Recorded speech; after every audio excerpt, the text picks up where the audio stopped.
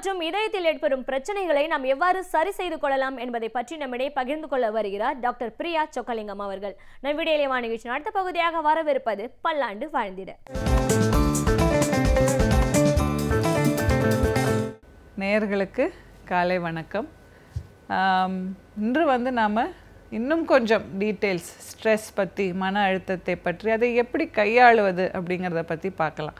So போன வாரம் கொஞ்சம் மன அழுத்தம் வரது சில உதாரணங்கள் சொன்னேன். ஸோ அதை நீங்கள் என்ஜாய் பண்ணியிருப்பீங்க. அதை மேபி நீங்கள் பின்பற்ற கூட அதை நினைத்திருக்கலாம், பண்ணியிருக்கலாம். அதை பற்றியும் எங்களுக்கு ஃபீட்பேக் கொடுத்தா நல்லாயிருக்கும். ஆனால் முக்கியமாக இந்த வாரம் ஸ்ட்ரெஸ் மேனேஜ்மெண்ட்டில் நம்ம முக்கியமாக சொல்கிறது யோகா, மெடிடேஷன். நீங்கள் எல்லாருமே கேள்விப்பட்டிருப்பீங்க. சில பல தருணங்களில் இதை நீங்கள் கற்றுட்டு இருந்திருக்கலாம், இல்லை பின்பற்றிருக்கலாம். எப்போயும் சில பேர் கண்டினியூஸாக பண்ணிகிட்டு இருப்பீங்கன்னு தான் நினைக்கிறேன். ஸோ யோகா அண்ட் மெடிடேஷன் அப்படின்னு பார்க்கும்போது இது ஒரு மைண்ட் பாடி ரிலாக்ஸேஷன் டெக்னிக். முக்கியமாக இது டெஃபினட்டாக இது ஒரு ஃபார்ம் ஆஃப் எக்ஸசைஸாக யோகாசனா அப்படின்னு கேட்டிங்கன்னா ஆமாம், இதுவும் ஒரு உடற்பயிற்சி தான். ஆனால் நிறைய பேர் கன்ஃபியூஸ் ஆகிடுறாங்க. யோகா பண்ணுறேன் டாக்டர், அதனால நான் வாக்கிங் அந்த மாதிரி வேறு எந்த எக்ஸசைஸும் பண்ணுறதில்ல அப்படின்னு. சில பேர் நாங்கள் ரெகுலராக வாக்கிங் போகிறோம், அதனால் இந்த மாதிரி யோகா, மெடிடேஷன் இதிலெல்லாம் நாங்கள் கவனம் செலுத்துறதில்லை அப்படின்னு சொல்கிறாங்க. ஸோ இது ரெண்டுமே டெஃபினட்டாக நாம் செய்ய முடிந்தால், அதாவது on one hand aerobic exercise, walking, swimming, cycling, இந்த மாதிரி ஏரோபிக் எக்ஸசைஸையும் செஞ்சுட்டு on the other hand yoga, meditation, இந்த மாதிரி மைண்ட் பாடி டெக்னிக்ஸை கையாள முடிஞ்சால், பின்பற்ற முடிந்தால் இது ஒரு பெஸ்ட் ஐடியல் பேலன்ஸ் அப்படின்னு தான் நான் சொல்வேன். ஸோ இப்போ இந்த மைண்ட் பாடி ரிலாக்ஸேஷன் டெக்னிக்ஸில் யோகான்னு சொன்னேன், மெடிடேஷனில் அது டிஃப்ரெண்ட் வெரைட்டிஸ் இருக்குங்க. இப்போ யோகா அப்படிங்கிறது ஒரு நம்ம ஃபுல் பாடி பாஸ்சர், ப்ரீதிங்கோட கம்பைன் பண்ணி செய்யக்கூடிய ஒரு ஆசனாஸ். ஸோ இதில் வெரைட்டிஸ், இப்போது டைப்ஸ் ஆஃப் அஷ்டாங்க யோகான்னு வந்துருச்சு. அப்புறம் பேருங்க நிறைய இருக்குது. நீங்கள் கூகுள் பண்ணி பார்த்தீங்கன்னா, இல்லை ப்ரௌஸ் பண்ணி பார்த்தீங்கன்னா டைப்ஸ் ஆஃப் யோகாவில் நிறைய வெரைட்டிஸ் இருக்குது. ஸோ நீங்கள் எல்லாத்தையும் தெரிஞ்சுக்கணும் அப்படிங்கிறது எய்ம் கிடையாது. ஏதாவது ஒரு type of yoga, simple exercises, simple asanas, இதை பின்பற்ற முடிந்தால் ரொம்ப ரொம்ப நல்லது. இது எல்லா யோகாலையுமே breathing techniques combined with body postures and movements தான் அடிப்படையாக விளங்குது இல்லைங்களா? ஸோ இந்த மெடிடேஷன் அப்படின்னு நம்ம சொல்கிறோம், பிராணயாமான்னு சொல்கிறோம். பிராணயாமானா என்ன? Breathing, controlled breathing. So breathing technique. So இதெல்லாமே மைண்டையும் காம் பண்ணி பாடியும் நல்ல ஒரு ஹெல்த்தியாக வச்சுக்கிறதுக்கான மெத்தட்ஸ். ஸோ இப்போ இந்த படத்தில் பார்க்குற மாதிரி ஸ்ட்ரெஸ்ஸை பற்றி நம்ம சொன்னோம். ஸ்ட்ரெஸ் எல்லா கோணங்கள்லேருந்தும் நம்மளுக்கு ஸ்ட்ரெஸ் வந்துட்டு இருக்குது. ஸோ அதை கையாளுறதுக்கு நமக்கு ஹெல்ப் பண்ணக்கூடிய சில ஆயுதங்கள் தான் இந்த யோகா, மெடிடேஷன், ரெகுலர் எக்ஸசைஸ் அப்படிங்கிறதெல்லாம் பார்க்குறோம். ஸோ இதில் முக்கியமாக டீப் ப்ரீதிங் அப்படிங்கிறது ரொம்ப சிம்பிளான ஒரு டெக்னிக். பிராணயாமான்ட்டு அதை அப்படியும் மென்ஷன் பண்ணலாம், அப்படியும் சொல்லலாம். பட் ஜஸ்ட் சிம்பிளாக ஆழ்ந்த மூச்சு எடுத்து விடுறது, டீப் ப்ரீதிங். இதுவும் எங்கேயோ எந்த இடத்துல இருந்தாலுமே நம்ம பின்பற்றக்கூடிய ஒரு விஷயம். ஒரு தனிமை வேணும், இல்லை ஒரு ஸ்பெஷலான ஒரு ரூம் வேணும் அப்படின்லாம் கிடையாது. நீங்கள் வேலை செய்கிற இடத்துலையோ, நீங்கள் எங்கேயாவது ட்ராவல் பண்ணிகிட்டு இருக்கீங்க, இல்லை ஏதாவது ஒரு வண்டியில் போயிட்டு இருக்கீங்க, அந்த சமயத்தில் கூட டெஃபினட்டாக இந்த டீப் ப்ரீதிங்கை எல்லாருமே பண்ணலாம். ஸோ அந்த டீப் ப்ரீதிங் பண்ணுறப்போ மைண்ட் ஃபுல்லாக நம்மளுடைய பிரெத், அந்த மூச்சு, அந்த சுவாசத்தில் அந்த கவனத்தை செலுத்தும் போது அதுவே ஒரு மெடிடேஷனாகவும் மாறிடுது. அதுவே ஒரு நல்ல ஒரு ரிலாக்ஸேஷன் டெக்னிக்காகவும் இருக்குது. ஸோ இந்த டீப் ப்ரீதிங்கை படுத்துக்கிட்டும் பண்ணலாம், உட்காந்துட்டும் பண்ணலாம், நின்றுட்டும் பண்ணலாம். நம்ம வயிற்று அந்த மூவ்மெண்ட் ஆஃப் த அப்டாமினல் வாலோட அதை கம்பைன் பண்ணி பண்ணும்போது இது அப்டாமினல் ப்ரீதிங்னு சொல்கிறோம். Abdominal deep breathing. நீங்கள் எல்லாருமே பார்த்துருப்பீங்க, குழந்தைகள் 1 வயசு 2 வயது அந்த மாதிரி இளங்குழந்தைகள் வயிற்று பகுதியை யூஸ் பண்ணி தான் நிறைய மூச்சு விடுறாங்க.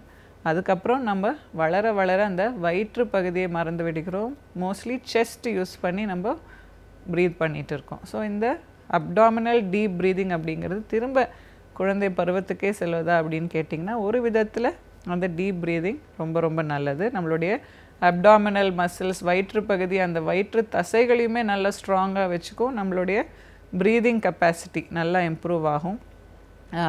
அப்பார்ட் ஃப்ரம் தேட் அது ஒரு நல்ல பாஸ்டருக்கும் ஹெல்ப் பண்ணும், நல்ல மென்டல் ரிலாக்ஸேஷனுக்கும் ஹெல்ப் பண்ணும். ஸோ இது அப்டாமினல் ப்ரீதிங் அப்படிங்கிறது எல்லாருமே எனி டைம் பண்ணுறது நல்ல ஒரு விஷயம். ஸோ தொடர்ந்து ஒரு 10 நிமிஷமாவது செய்யணும். 1 நிமிஷம் 2 நிமிஷம் செஞ்சுட்டு அதுக்கு நீங்கள் நல்ல ஒரு பெனிஃபிட் கிடைக்கும்னு எதிர்பார்க்க முடியாது. ஒரு 5 to 10 மினிட்ஸ் ஆரம்பத்தில் 1 to 2 மினிட்ஸ் அப்படின்ட்டு சின்ன கோல் வச்சு ஆரம்பிங்க.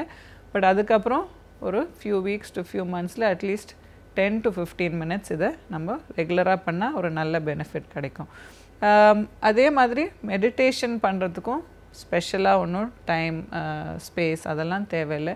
எனி டைம் நீங்கள் உட்கார்ந்துருக்கிற இடத்துலையே நல்லா கண்ணை மூடிட்டு ஒரு ஃபியூ மினிட்ஸ் நல்ல ஒரு எதையும் பற்றி சிந்திக்காமல் இருக்க முடிஞ்சால் ரொம்ப நல்லது. ஸோ மைண்ட்ஃபுல்னஸ் அப்படிங்கிறது ஒரு முக்கியமான ஒரு டெக்னிக்காக இப்போது நிறைய இடத்துல யூஸ் பண்ணிகிட்டு இருக்காங்க. மைண்ட்ஃபுல்னஸ்னால் வேறு ஒன்றும் இல்லைங்க, நம்ம செய்கிற விஷயத்தில் எதுவாக இருந்தாலும் ஃபுல்லாக கவனத்தை செலுத்துறது தான் மைண்ட்ஃபுல்னஸ். அது என்ன டாக்டர் புதுசாக இருக்கே அப்படின்னு நீங்கள் கேட்கலாம். ஸோ மைண்ட்ஃபுல்னஸ் அப்படின்ட்டு இப்போது ஒரு உதாரணத்துக்கு நம்ம சாப்பிட்றோம் அப்படிங்கிறதே எடுத்துக்கலாம். லன்ச் சாப்பிட உட்காடுறீங்க, சாப்பிடும்பொழுது அந்த கவனம் உங்கள் சாப்பாட்டில் இருக்கா இல்லையா? ஸோ இதுதான் சிம்பிள் மைண்ட்ஃபுல்னஸ். முக்கால்வாசி தருணங்களில் நம்மளுடைய மைண்ட் ஈவன் பிரேக்ஃபாஸ்ட் சாப்பிட்றோன்னா அந்த டைம் மைண்ட் அந்த பிரேக்ஃபாஸ்ட்டில் இல்லை, காலை உணவில் இல்லை. அந்த நாளைக்கு என்னென்ன செய்யணும், அடுத்த அரை மணி நேரத்தில் எங்கெல்லாம் போகணும், என்னெல்லாம் பண்ணணும். ஸோ இந்த மாதிரி அதிகமாக மைண்டு ஒர்க் பண்ணிக்கிட்டே இருக்கிறதுனால ஸோ நம்ம அந்த மைண்ட்ஃபுல்லாக உட்காந்து சாப்பிட்டு அதை நல்லா அது என்ன சாப்பிட்றோம், நல்லா சாப்பிட்றோமா, நல்லா உணர்ந்து சாப்பிட்றோமா, ரசித்து சாப்பிட்றோமா, ரொம்ப சின்ன விஷயந்தான். பட் அதை ப்ராக்டிஸ் பண்ணி தான் இப்போ நம்ம திரும்ப அந்த பழக்கத்துக்கு வர வேண்டியிருக்கு. ஏன்னா ஒரு ஹோல் லைஃப் ஒரு மாதிரி வாழ்ந்து பழகிட்டோம், வேறு மாதிரி. அதாவது மைண்ட்ஃபுல்லாக இல்லாமல் அவசரமாக எது செய்கிறோமோ அது ஒரு அவசரமாக அடுத்த நிமிஷம் பிளான் பண்ணிக்கிட்டு. பிளானிங் அப்படிங்கிறது இம்பார்ட்டன்ட். நான் முதலே சொன்னேன் time management, planning for the next day இதெல்லாம் இம்பார்ட்டன்ட்டுன்னு சொன்னேன். பட் அதுக்கு ஒரு டைம் வச்சுக்கோங்க, ஒரு 15 மினிட்ஸ் ½ அன் ஹவர் பிளானிங்க்குனே வச்சுக்கோங்க. பட் அது உங்கள் ஸ்பில் ஆகக்கூடாது உங்களுடைய டெய்லி ஆக்டிவிட்டீஸில். இப்போ குழந்தைகளோட விளையாடுகின்ற தருணம் குழந்தைகளோடு விளையாடுகின்ற தருணமாக மட்டும்தான் இருக்க வேண்டும். ஸோ அப்போ தான் அதை மியூச்சுவலாக 2 பேரும் என்ஜாய் பண்ண முடியும். ஸோ இந்த மாதிரி மைண்ட்ஃபுல்னஸ் அப்படிங்கிறதே ஒரு இம்பார்ட்டண்ட் சைக்கலாஜிக்கல் ஒரு கவுன்சிலிங்க்கே இப்போது ஆலோசகர்கள் நிறைய யூஸ் பண்ணிகிட்டு இருக்காங்க. So mindful breathing, mindful eating, அதுக்கப்புறம் இப்போது ஸ்லீப் ப்ராப்ளம்ஸ், அதாவது தூக்கம் வராமல் நிறைய பேஷண்ட்ஸ் அது ஒரு கவலையாக ஒரு ப்ராப்ளமாக சொல்கிறாங்க. தூங்கிறதுக்கு மாத்திரையும் எடுத்துகிட்டு தான் தூங்க வேண்டியிருக்கிற ஒரு நிலைமை. ஸோ அது அந்த அக்யூட் சுச்சுவேஷனில் டிசீஸ், அதாவது மாரடைப்போ இல்லை ஏதோ ப்ராப்ளம் அந்த சமயத்தில் ஆரம்பித்த ஒரு விஷயமா இருக்கலாம். அதுக்கு அவர்கள் மனமும் உடம்பும் ரொம்ப பழகி விட்டு இருக்கலாம். ஸோ ஒரு addiction to pills, so sleeping pills. So இதுவுமே இப்போ நிறைய ஒரு ப்ராப்ளமாக தான் பார்த்துட்ருக்கோம். ஸோ ஸ்லீப் அடுத்தது ரொம்ப முக்கியமாக நம்ம ஸ்ட்ரெஸ் பண்ண வேண்டியது ஸ்லீப். ஸோ தூங்கும் நேரம், தூங்கும் அளவு, தூங்கும் அந்த quality of sleep, quantity of sleeping hours, இது எல்லாமே ரொம்ப ரொம்ப முக்கியம். ஸோ ஸ்ட்ரெஸ் அதிகமாக இருக்கிறவங்களுக்கு ஸ்லீப்பில் ரொம்ப ஒரு பிரேக் இருக்கும், நல்ல கண்டினியூஸ் டீப் ஸ்லீப் இருக்காது. ஸோ அவர்களுமே இந்த ஸ்ட்ரெஸ் மேனேஜ்மெண்ட் டெக்னிக்ஸ் எப்படி இந்த சின்ன சின்ன மாற்றங்கள் செய்து எப்படி நல்லா அவர்கள் ஸ்ட்ரெஸ்ஸையும் ஹேண்டில் பண்ணி நல்ல ஒரு தூக்கமும் நல்லா டீப் ஸ்லீப்பாக இருக்கிறதுக்கு அவங்க என்ன செய்யணுங்கிறதும் ரொம்ப முக்கியம். ஸோ இதெல்லாம் தான் ஒரு நபருக்கு அதிகமாக மனக்கவலை, மன உளைச்சல் இருக்கா இல்லையா அப்படின்ட்டு கண்டுபிடிக்க ஹெல்ப் பண்ணுது. அதை தவிர அவங்களுடைய ஹார்ட் ரேட் எப்படி இருக்குது, அதாவது ஒரு நிமிஷத்துக்கு இதயம் எத்தனை முறை துடிக்கின்றது அப்படின்றத வச்சும் ஓரளவுக்கு நம்ம அவர்கள் பதட்ட நிலையில் இருக்கிறார்களா இல்லையா அப்படின்னு சொல்லிடலாம். அதே மாதிரி பிபி, பிளட் ப்ரெஷர் நார்மலாக இருக்கா, ரொம்ப அதிகமாக இருக்கா, இதுவும் ஒரு ஸ்ட்ரெஸ்க்கான ஒரு அறிகுறி. வேறு என்ன ஸ்ட்ரெஸ்ஸுக்கான அறிகுறி அப்படின்ட்டு நீங்கள் கேட்கலாம். ஸோ சில முக்கியமான இந்த ஹார்மோன்ஸ், நம்ம பாடியிலையும் சில ஹார்மோன்ஸ் இருக்குது இல்லைங்களா. ஸோ ஸ்ட்ரெஸ் ஹார்மோன்ஸ்னே சிலது உண்டு, அட்ரினலின், கார்டிசால், இதெல்லாமே ஸ்ட்ரெஸ் ஹார்மோன்ஸ்.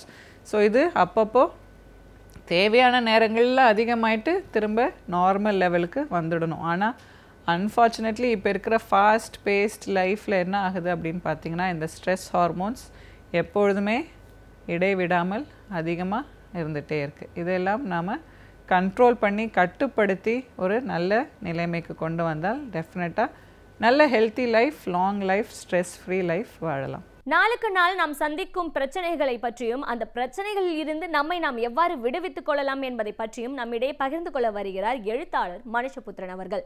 நம் விடையிலே நிகழ்ச்சியின் அடுத்த பகுதியாக வரவிருப்பது தீதும் நன்றும்.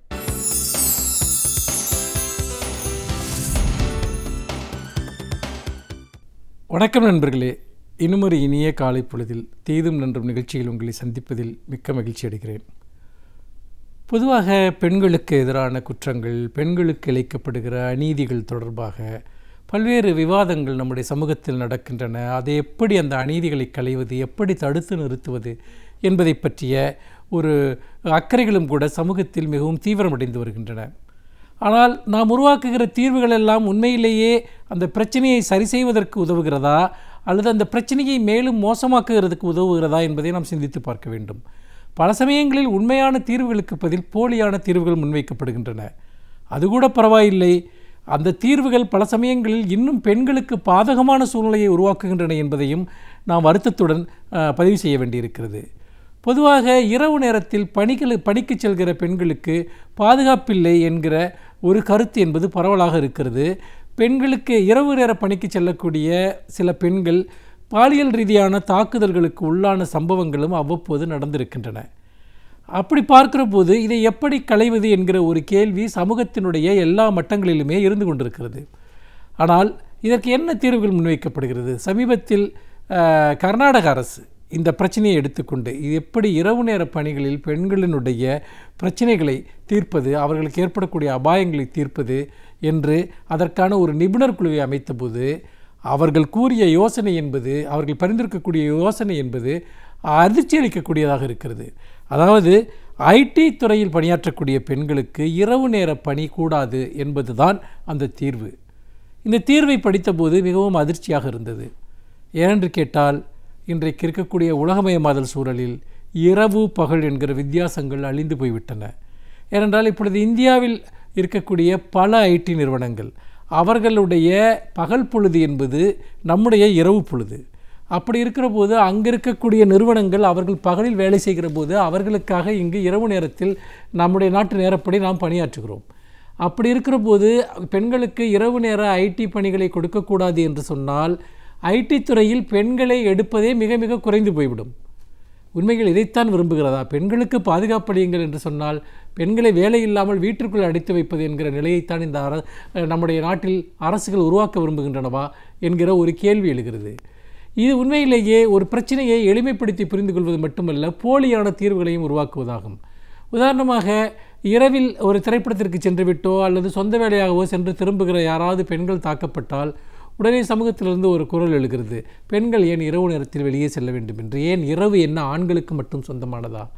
இரவு நேரத்தில் பெண்களுக்கு பணி இருக்கக்கூடாதா? வேறு வேலைகள் இருக்கக்கூடாதா? இரவை பார்ப்பதற்கான, இரவில் வெளியே செல்வதற்கான உரிமைகள் பெண்களுக்கு கிடையாதா? தங்களுடைய பிரச்சனைகளை கொண்டு வருவதற்கே பல பெண்கள் அஞ்சுகிறார்கள். இது குற்றமளிப்பவர்களுக்கு ஒரு வாய்ப்பாக மாறிவிடுகிறது.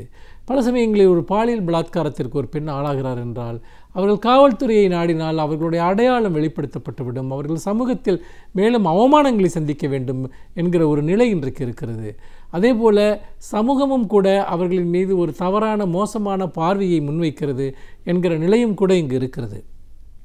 இப்படிப்பட்ட ஒரு சூழலில்தான் நாம் இந்த விஷயத்தில் பெண்களினுடைய பாதுகாப்பு என்று வருகிற போது அதில் முதல் விஷயம் பெண்களுடைய சுதந்திரத்தை நாம் உத்தரவாதப்படுத்த வேண்டும். அவர்களுடைய செயல்பாடுகளை நாம் முடக்கக்கூடாது, அவர்களுடைய வாழ்நிலையை நாம் முடக்கக்கூடாது, அவர்களுடைய வாய்ப்புகளை நாம் முடக்கக்கூடாது. மாறாக நீங்கள் எந்த சூழ்நிலையிலும் எந்த இடத்திலும் பெண்களை பாதுகாப்பதற்கும் அவர்கள் தங்களை தற்காத்து கொள்வதற்குமான ஒரு வாய்ப்புகளை தான் ஒரு சமூகம் உருவாக்கி தர வேண்டும். அப்படி உருவாக்கி தராமல் பாதிக்கப்படுகிறவர்களையே நீங்கள் அவர்களை பலியாட்களாக மாற்றுவதும், பாதிக்கப்படுகிறவர்கள் மீதே நீங்கள் அவர்களுக்கு மீதான ஒரு சுமையை ஏற்றுவதும் ஒரு விதத்தில் அவர்களை இரட்டை தண்டனைக்கு ஆளாக்குவது போன்றதாகும். ஆனால் இத்தகைய இரட்டை தண்டனைக்கு ஆளாக்குகிற இந்த முறை என்பது பல விஷயங்களில் இருக்கிறது. உதாரணமாக, பெண்களின் மீதான பாலியல் சீண்டல்கள் பற்றி விவாதங்கள் வருகிற போதெல்லாம் பெண்களினுடைய உடை தொடர்பான ஒரு விவாதம் முன்வைக்கப்படுகிறது. பெண்கள் ஒழுங்காக உடுத்திக் கொள்வதில்லை அல்லது நாகரிக உடைகளை அவர்கள் உடுத்துவதனால் தான் அவர்கள் இது போன்ற சீண்டல்களுக்கு ஆளாகிறார்கள் என்கிற ஒரு வாதம் முன்வைக்கப்படுகிறது.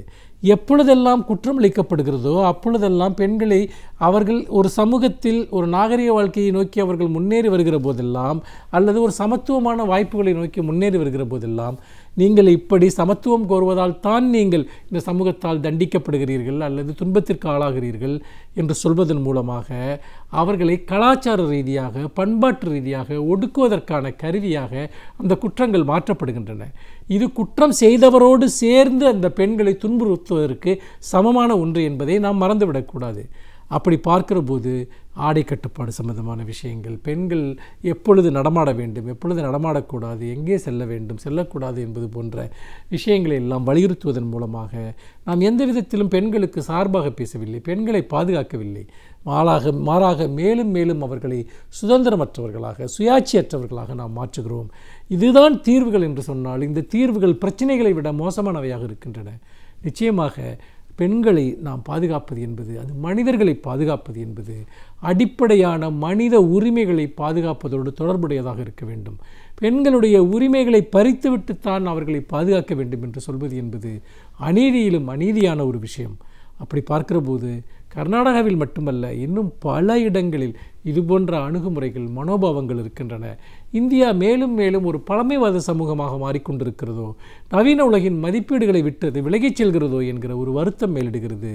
பெண்களுடைய பாதுகாப்பு என்பது பெண்களுடைய உரிமைகளோடும் நியாயங்களோடும் பாலின சமத்துவத்தோடும் தொடர்புடையது. பாலின சமத்துவத்தை மறுத்துவிட்டு அவர்களை பாதுகாப்பது என்பது அவர்களை சிறைப்படுத்துவதை தவிர வேறு ஒன்றுமில்லை. சிறைகள் கூட பாதுகாப்பானவை தான். அதற்காக நாம் எல்லோரும் சிறையில் இருப்போமா என்பதை நீங்கள் நினைத்து பார்க்க வேண்டும். மீண்டும் இன்னும் ஒரு புதிய சிந்தனையோடு உங்களை சந்திக்கிறேன். நன்றி, வணக்கம். பல்வேறு துறைகளை சார்ந்த பிரபலங்கள் அவர்களுடைய அனுபவங்களை நம்முடன் பகிர்ந்து கொள்ளும் போது அது நமக்கு சிறந்த தூண்டுகோலாக அமைகின்றது. அந்த வகையில் இன்றைய சிறப்பு விருந்தினர் யார் என்பதை பற்றியும் அவர்கள் என்ன செய்திகளை நம்முடன் பகிர்ந்து கொள்ளப் போகிறார்கள் என்பதையும் பார்க்கலாம். நம் வீடியோலே வா நிகழ்ச்சியின் அடுத்த பகுதியாக வரவிருப்பது சிறப்பு விருந்தினர் பகுதி.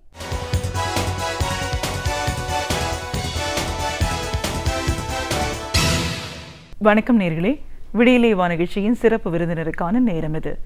இன்றைய சிறப்பு விருந்தினர் கல்வியாளர் திரு VM சிவகுமார். ஒரு கல்வியாளராக இன்னைக்கு அரசு குடிமைப்பணி ஆகட்டும், வங்கி பணிகளாக இருக்கட்டும், மருத்துவம் சார்ந்த படிப்பாகட்டும், ஒரு நிலைக்கும் என்ன மாதிரியான ஒரு பயிற்சி தேவையாக இருக்குது, அதற்கான பயிற்சின்னு வரும்போது இவங்களுடைய நிறுவனம் எந்த மாதிரியான ஒரு பயிற்சி அவங்களுக்கு கொடுத்துட்ருக்குன்னு பல விஷயங்களை கருத்துக்களை நம்ம அவர்கிட்ட கேட்டு தெரிஞ்சுக்கலாம். வணக்கம் சார். வணக்கம். ஒரு கல்வியாளராக எங்கள் நிகழ்ச்சிக்கு முதல்ல உங்களை நாங்கள் வரவேற்கிறோம் சார். உங்களுடைய நிறுவனம் வந்து நிறைய பேருக்கு கேரியர் கைடன்ஸில் ஹெல்ப் பண்ணிகிட்ருக்காங்க. அரசு குடிமை பணியாக இருந்தாலும் சரி, பேங்கிங் செக்டர்ஸாக இருந்தாலும் சரி, வெளிநாட்டில் போய் வேலை செய்யணும் அப்படின்னு போகிறவங்களுக்கு கம்யூனிகேஷன் ஸ்கில் டெவலப்மெண்ட்டாக இருக்கட்டும், நிறைய நிலைகளில் அவங்களுக்கான பயிற்சி ஒரு ட்ரைனிங் இன்ஸ்டிடியூஷன் இது அமைஞ்சிருக்கு. இதில் பார்க்கும்போது இப்போ முக்கியமான ஒரு விஷயம் பார்த்தீங்கன்னா நீட் இப்போ கட்டாயமாக்கப்பட்டிருக்கிற ஒரு சூழலில் இன்றைக்கி மாணவர்கள் இந்த ஆண்டை பொறுத்த வரைக்கும் ஒரு பெரிய குழப்பத்திலேயே இருந்துட்டு இருந்தாங்க. இதை எழுத போகிறோமா இல்லையா, கட்டாயமாக்கப்பட்டுருச்சுன்னு தெரியும், ஆனால் அதுக்கான ஒரு கோச்சிங் கிளாஸ்க்கு போக வேண்டியதை வந்து இப்போவே ஸ்டார்ட் பண்ணிகிட்டு இருக்காங்க. போன வருஷமே இது வந்திருக்க வேண்டியது, இது இல்லை. ஆனாலும் இனிமேல் கண்டிப்பாக அடுத்த ஆண்டுகள்லேருந்து இதை கண்டிப்பாக எழுதி ஆகணுன்ற ஒரு சூழலில் இப்போ இருக்காங்க. அவங்களுக்கான ஒரு பயிற்சியும் வழங்கிட்டுருக்கீங்கன்ற முறையில் இன்றைக்கி இந்த நிகழ்ச்சியை பொறுத்த வரைக்கும் நீட் தேர்வு ஏன் வலியுறுத்தி சொல்கிறாங்க, அது கட்டாயமாக எழுத வேண்டிய அவசியம் என்னவாக இருக்குது, இந்த நீட் தேர்வை பொறுத்த வரைக்கும் மாணவர்கள் எப்படி தயாராகணும், அவங்களுக்கான ஒரு பயிற்சி அப்படிங்கிறது வந்து எவ்வளோ தூரம் இன்றைக்கி முக்கியம், அதை நீங்கள் எப்படி செஞ்சிட்ருக்கீங்க, இப்படி நிறைய விஷயங்களை எங்கள் நேர்களோட நீங்கள் முழுமையாக பகிர்ந்துக்கணும் சார். முதல்ல இந்த நீட் தேர்வை பற்றி பரவலாக நம்ம பேசிகிட்டு இருக்கோம், எல்லா ஊடகங்களையும் இன்றைக்கி அதுதான் பேச்சாக இருக்குது. மருத்துவத்துறையை பொறுத்த வரைக்கும் இந்த நீட் தேர்வு அப்படிங்கிறது என்ன, இதை ஏன் இன்றைக்கி கட்டாயமாக எழுதணும்னு அரசு வலியுறுத்தி சொல்லுது? நீட் தேர்வுன்றது வந்து பார்த்திங்கன்னா national eligibility entrance test. Actually இது ஒரு காமன் டெஸ்ட்டு. இது நம்ம இந்தியாவுக்கு கண்டிப்பாக தேவை. எதனால் தேவை அப்படின்னு சொல்கிறோம் அப்படின்னு பார்த்தா, நிறைய மெடிக்கல் காலேஜஸ் இந்தியாவில் இருக்குது, நிறைய ப்ரைவேட் காலேஜஸ், நல்ல காலேஜஸ் இருக்குது, கவர்மெண்ட்டோட எல்லா காலேஜஸும் இருக்குது. இந்த நீட் தேர்வு மூலமாக இங்கேருந்து நம்ம தமிழ்நாட்டிலேருந்து அதில் எலிஜிபிலிட்டி டெஸ்ட்டில் பாஸ் பண்ணிட்டாங்க அப்படின்னா இந்தியாவுக்குள்ளே இருக்க நல்ல நல்ல காலேஜஸில் படிக்கிறதுக்கான வாய்ப்பு அவங்களுக்கு கிடைக்கும். அதுக்காக தமிழ்நாட்டில் நல்ல காலேஜஸே இல்லைன்னு நான் சொல்ல வரல. பட் இதை விட நல்ல சிறந்த காலேஜஸ் எய்ம்ஸோ இல்லை ஜிப்மரோ, ஏன்னா ஜிப்மருக்குன்னு தனியாக ஒரு எலிஜிபிலிட்டி டெஸ்ட் இருக்குது. நான் அவங்க அதை விட மாட்டேன்னு சொல்லிட்டாங்க. ஸோ அது தனியாக சுப்ரீம் கோர்ட் வந்து ஜட்ஜ்மெண்ட் வாங்கி அவங்க தனியாக அந்த டெஸ்ட்டை கண்டக்ட் பண்ணுறாங்க. இந்த நீட் முடிஞ்சால் கூட ஜிப்மருக்கும் ஏஎம்பிடியும் தனியாக எக்ஸாம்ஸ் இருக்குது. ஸோ அது வேறு. பட் நீட்டை பொறுத்தளவுக்கு ஏன் வேணும் அப்படின்னா அடித்தட்டு மக்களும் அதில் வந்து பயன்பெறக்கூடிய வாய்ப்புகள் நிறையா இருக்குது. இதில் பார்த்தீங்கன்னு வச்சுக்கிட்டா இவ்வளோ கம்மி பண்ணுவோம், இவ்வளோ இது குறையும், இடஒதுக்கீடு கம்மியாக போகும், இதனால் வந்து அவங்களுக்கு பிளேஸ்மெண்ட்ஸ் கிடைக்காம போகும், அது மாதிரிலாம் எதுவுமே இல்லை. பயப்படவும் தேவையில்லை. கம்பல்சரி நீட் எக்ஸாம்ஸ் எழுதி மெடிக்கல் படிக்கணும்னு நினைக்கிறவங்களுக்கு நீட் வந்து ஒரு நல்ல வாய்ப்பு இந்தியாவை பொறுத்தளவுக்கு. அதை வந்து எதிர்க்கிறவங்க எதிர்த்து தான் இருப்பாங்க. பட் அதை மேற்கொண்டு நம்ம கொண்டு செல்ல வேண்டியது தான் நம்மளோட வழிமுறை. இல்லை, இதை எதிர்க்கிறாங்க அப்படின்னு சொல்லும்போது இது வாய்ப்புகள் மறுக்கப்படும், அடித்தட்ட மக்கள் இதுக்குள்ளே போக முடியாது, அவங்களோட அந்த ரிசர்வ் சீட் பாதிக்கும், இதெல்லாம் பேசுகிறாங்க அப்படின்னாலும் இந்த பொதுத் தேர்வே வேண்டாம் அப்படின்னு சொல்லி தமிழக அரசு வந்து ஏற்கனவே சட்டசபையில் ஒரு சட்டமே நிறைவேற்றியிருக்காங்க. கல்வி முறையில் நிறைய மாறுபாடுகள் இருக்குது. கொள்கை ரீதியாக இப்போ நிறைய மாற்றங்கள் மத்திய அரசு கொண்டு வந்தாலும் இங்கே அந்த மத்திய சென்ட்ரல் போர்டுக்கும் ஸ்டேட் போர்டு சிலபஸை பொறுத்த வரைக்கும் நிறைய வேறுபாடுகள் இருக்கு. அதனால இந்த எக்ஸாமை வந்து அட்டன் பண்றதே ரொம்ப கடினம் அப்படின்ற அளவுல சொல்றாங்க. இங்க அதுதான் கல்வி முறையில வேறுபாடு இருக்குன்னு தான் வந்து தமிழக அரசு வந்து எதிர்த்தாங்களே தவிர மற்றபடி அது வேண்டான்னு முழுமையா அவங்க சொல்லல. அதே சமயத்துல தமிழக அரசு வந்து கொஞ்சம் டைமும் கேட்டிருந்தாங்க. ஏற்கனவே சட்டசபையில பேசினப்ப கூட இன்னும் தயாராகல, கொஞ்சம் காலம் அவகாசம் தேவைப்படுதுன்னு தான் சொல்லி கேட்டிருந்தாங்க. கல்வி முறையில மாற்றம் வேணா இதுல இருக்கலாம். நீட்டுக்கும் நமக்குள்ள சப்ஜெக்ட் வைஸ் இது சேஞ்ச் ஆகலாம். Because medical council of India என்ன பண்ணிட்டாங்க, சிபிஎஸ்சி கிட்ட அதுக்கான பொறுப்பை கொடுத்து சிபிஎஸ்சியோட வழிமுறையில் அந்த தேர்வை நடத்துறதுக்கு அவங்க வந்து வழிகாட்டினாங்க. ஸோ அந்த மாதிரி இதில் வந்து நம்ம இன்னும் ரெடி ஆகலை. நம்மளோட கல்வி முறையில் அந்த லெவலுக்கு தயாராகலை பாடத்திட்டங்கள். அதை அவங்க அட்டன் பண்ணுறது கஷ்டமாக இருக்கும். ஏன்னா அவங்க கொஷின் பேட்டர்ன் வந்து சிபிஎஸ்சி வழிமுறையில் தான் தயாரிக்கிறாங்க. அந்த பேட்டர்னில் தான் இருக்க போது, அந்த சப்ஜெக்ட் தான் இருக்க போது. அதுக்கு நம்ம தமிழ்நாடு இன்னும் ரெடி ஆகலை. அந்த மாதிரி சமயத்தில் அதில் வந்து நம்ம பார்ட்டிசிபேட் பண்ணுறது ரொம்ப கஷ்டமாக இருக்கும். தேர்வு முறையை நமக்கு புரியாது. திடீர்னு ஒரு ஸ்டேட் போர்ட் சிலபஸில் படிச்சுட்டு ஒரு சிபிஎஸ்சி சிலபஸில் போய் படிக்கிறப்ப கஷ்டமாக இருக்கும். அதை தான் வந்து இப்போ இன்டிமேட் பண்ணி அதை ஹைலைட் பண்ணி காட்டுறாங்க. பட் எங்கள் பாயிண்ட் ஆஃப் வியூ என்ன அப்படின்னா, நார்மலாக காமனாகவே +1 +2 பொறுத்தளவுக்கு காமன் சப்ஜெக்டாகவே டிக்ளேர் பண்ணி தமிழ்நாடு கவர்மெண்ட்டோ இல்லை வந்துட்டு சென்ட்ரல் கவர்மெண்ட்டோ ஒரு காமன் சப்ஜெக்ட் இதுன்னு சொல்லி டிக்ளேர் பண்ணி இந்த நீட் எக்ஸாம்ஸ் நடத்துனாங்கன்னா இன்னும் 5 இயர்ஸ்க்கு அப்புறம் இன்னுமே நல்லாயிருக்கும். தமிழ்நாடு மட்டும் இல்லை, வேறு சில மாநிலங்களும் இதற்கு எதிர்ப்பு தெரிவிக்கிறாங்க. இப்போ இந்த ஒரு சூழல்ல பார்க்கும்போது தமிழக அரசாங்கமோட எடுத்த ஒரு நிலைப்பாடு வந்து நியாயமானதாகவும் கூட இருக்கு இல்லைங்களா? இப்போ இந்த ஆண்டை பொறுத்த வரைக்கும் இந்த கண்டிப்பா மாணவர்களோட தேர்ச்சி விகிதம் கம்மியாகிறதுக்கான ஒரு வாய்ப்பு இருக்கு. அப்போ பல தமிழகத்தை சேர்ந்த மாணவர்களுக்கு வந்து மெடிக்கல் சீட் கிடைக்காம நம்ம சொல்ல முடியாது. ஏன்னா போன வருஷமே அதுக்கு ரெடி ஆயிட்டாங்க. போன வருஷம் அந்த டைலமோ இருந்தாலும் நம்ம தமிழ்நாடு கவர்மெண்ட்டில் வந்து நீட்டை வந்து வேணான்னு சொல்லி ஸ்டே வாங்கியிருந்தாலும் பட் போன வருஷமே இங்கே இருக்க ஸ்டூடெண்ட்ஸ் எல்லாருமே ரெடி ஆகிட்டாங்க.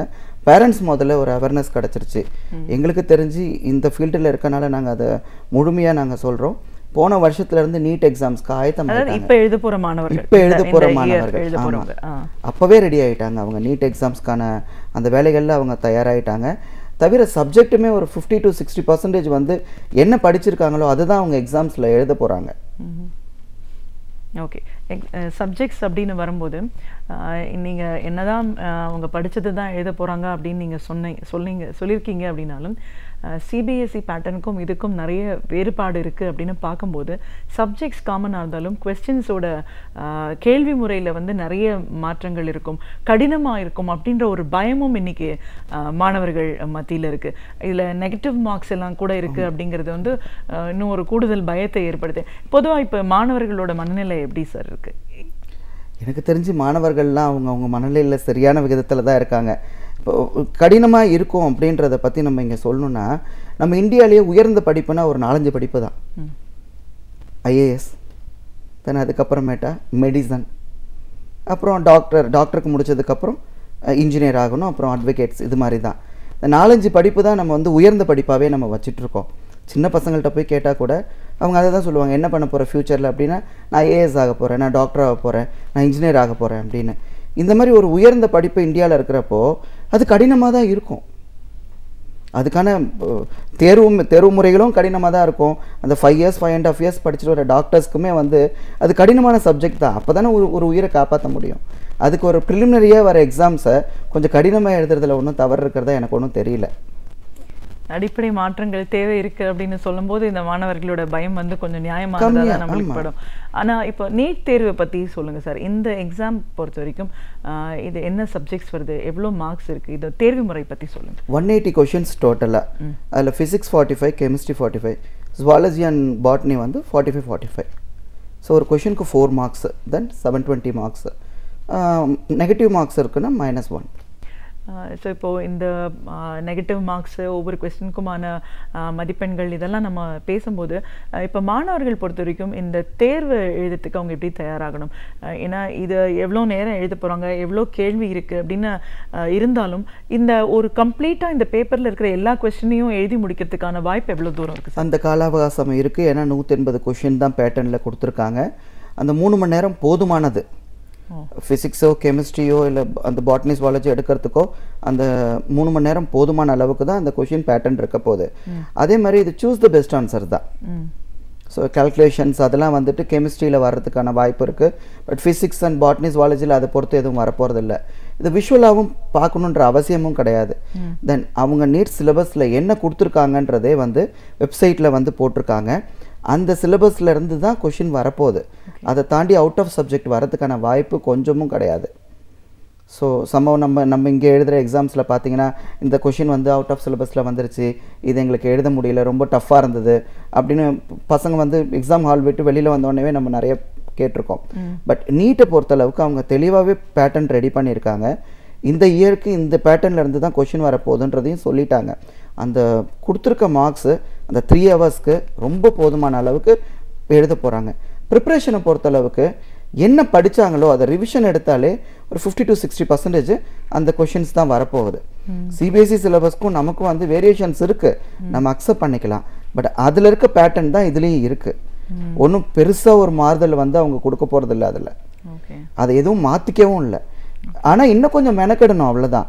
நம்ம 12th எவ்வளோ கஷ்டப்பட்டு படித்தோமோ அதே மாதிரி நம்ம லைஃப் ஆம்பிஷனை அச்சீவ் பண்ணுறதுக்காக திரும்ப உள்ளே போய் நிறைய படிக்க வேண்டியிருக்கு. அது அந்த பேட்டர்னில் தான் இப்போ நிறைய காம்படிட்டிவ் புக்ஸ் வந்துருச்சு. நிறைய பிராண்டில் நிறைய நேமில் நிறைய காம்படிட்டிவ் புக்ஸ் வந்துருச்சு. ஆன்லைன்லேயும் நிறையா கொஷின்ஸ் கொடுத்துருக்காங்க. லாஸ்ட் இயரோட நீட் பேட்டர்னோட கொஷின் பேப்பர்ஸ் ஆன்லைனில் இருக்குது. அதையும் பிரிண்ட் எடுத்து பார்க்கலாம், அதில் ப்ராக்டிஸ் பண்ணலாம். மோர் ப்ராக்டிஸ் பண்ண இந்த 1 month இருக்குது. May 7th தான் எக்ஸாம் டிக்ளேர் பண்ணியிருக்காங்க. இந்த 1 month போதுமான அளவு இருக்குது அந்த எக்ஸாம்ஸ்க்கு ப்ரிப்பேர் பண்ணுறதுக்கு. அதனால் அதை ஹார்ட் ஒர்க் பண்ணி பசங்க பண்ணாங்க அப்படின்னாலே கண்டிப்பாக நீட் ரொம்ப ஈஸி. ஓகே. இப்போ இந்த நீட் தேர்வுக்காக மாணவர்கள் தயாராகணும் அப்படின்னும் போது இப்போ உங்களை மாதிரியே நிறைய அகாடமிஸ், நிறைய இன்ஸ்டிடியூஷன்ஸ் வந்து இவங்களுக்கான ட்ரைனிங் கொடுத்துருக்காங்க. இது ரொம்ப வருஷமாகவே முன்னாடி இருந்த பழைய பேட்டர்னுக்கும் அதற்கான ஒரு பயிற்சின்னு இருந்தது. பொதுவாக இந்த மாதிரியான ஒரு பயிற்சிக்கு ஒரு மாணவர் நீட் தேர்வுக்கு தயாராகணும் போது எப்போலேருந்து இந்த பயிற்சிக்குள்ளே அவங்க போயிடணும் சார்? என்ன கேட்டால் ஹாஃப் இயர்லி எக்ஸாம் ஸ்டார்ட் பண்ணுறதுலேருந்தே பயிற்சிக்கு போயிடணும். இப்போ சில பேரண்ட்ஸ் என்ன பண்ணுறாங்க அப்படின்னா ஜேஇக்கெலாம் பார்த்தீங்கன்னா 9th படிக்கிற ஸ்டூடெண்ட்டையே இப்போலேருந்தே கோச்சிங் கிளாஸ் அனுப்ப ஆரம்பிக்கிறாங்க. நிறைய பேர் அந்த மாதிரி கவுன்சிலிங்க்கு வருவாங்க எங்ககிட்ட. ஐ செட் நோ, விட்டுடுங்க. +1 முடிச்சுட்டு பையனை கொண்டு வந்து விட்டால் கூட நாங்கள் எடுத்துக்கிறோம். பட் 9thலேருந்தே அவனை வந்து டம்ப் பண்ணாதீங்க, அது தேவையில்லை, அவசியமும் கிடையாது. அதில் அவன் கான்சன்ட்ரேட் பண்ணட்டும், அவனுக்கு கிடைக்கிற அந்த ஃப்ரீ டைமை அதை என்ஜாய் பண்ணிட்டு போகணும். பட் 9thலேருந்தே ஜேஇக்கோ இல்லை மற்ற இதுக்கோ காம்படிட்டிவ் எக்ஸாம்ஸ்க்கு எல்லாத்துக்கும் கொண்டு வந்து சேர்த்துருவாங்க. நீட்டுக்குமே சில பேர் என்ன பண்ணுவாங்க, 8th படிக்கிற ஸ்டூடெண்ட்டை இப்பயே ப்ரிப்ரேஷனுக்கு கொண்டு வருவாங்க. அது ஒன்றும் பெரிய விஷயமே கிடையாது. நான் ஏற்கனவே சொன்னபடி +1 +2ல் இருக்கிற சப்ஜெக்ட் தான் நீட்டில் உங்களுக்கு கொஷினாக கேட்குறப்போ 8thலேருந்து அந்த குழந்தைய வந்து இதில் படி நீ மெடிக்கலுக்கு தான் போகணும் அப்படின்னு சொன்னால் ஆட்டோமேட்டிக்காக அந்த குழந்தைக்கு வந்து +2ல் கான்சன்ட்ரேஷன் போயிடும். இப்போ சில பேர்லாம் பார்த்தீங்கன்னா லாஸ்ட் இயர் கேஸ்லாம் நான் மெடிக்கல் தான் படிப்பேன்னு சொல்லிட்டு நான் 1100 மார்க் எடுப்பேன், 1200 மார்க் எடுப்பேன்னு சொல்லிட்டு இருந்த பிள்ளைங்களாம் 630 670 மார்க் எடுத்திருக்காங்க. நீங்கள் சொன்னபடி ஒரு சில இன்ஸ்டியூட்டில் அவங்கள கொண்டு போய் +1 +2 சேர்த்து அந்த குழந்தைங்களுக்கு அதை மட்டும் ட்ரைனிங் கொடுத்து அவங்களால இதை கான்சன்ட்ரேட் பண்ண முடியல. இது மாதிரி நிறைய குழந்தைங்க எங்ககிட்ட வந்திருக்காங்க. அது எல்லாத்தையுமே நாங்கள் நேராக பார்த்துருக்கோம். அதனால தான் நாங்கள் கவுன்சிலிங் கொடுக்குறப்ப என்ன சொல்லுவோம், இந்த இதில் இவ்வளோ மார்க் எடுத்திருக்காங்களா, இதை பேஸ் பண்ணி அவங்களுக்கு நீங்கள் அதை படிக்க சொல்லுங்கள். எடுத்த உடனே 1 year கோர்ஸு 2 year கோர்ஸு 2 வருஷம் நீட் படிக்கிறதுக்கு ஒன்றுமே இல்லை. 2 இயர்ஸ் ஒரு மெடிக்கல் என்ட்ரன்ஸ்க்காக நான் படிக்க போகிறேன் அப்படின்றதுக்கு சப்ஜெக்டில் ஒன்றுமே இல்லை. அந்த 1 இயர் 12th படிக்கிறப்போ படிக்கிற கொஷின்லேருந்தே நம்ம ப்ரிப்பேர் பண்ணிட்டு வந்தோம். நீட் வந்து ஒரு பெரிய விஷயமே கிடையாது.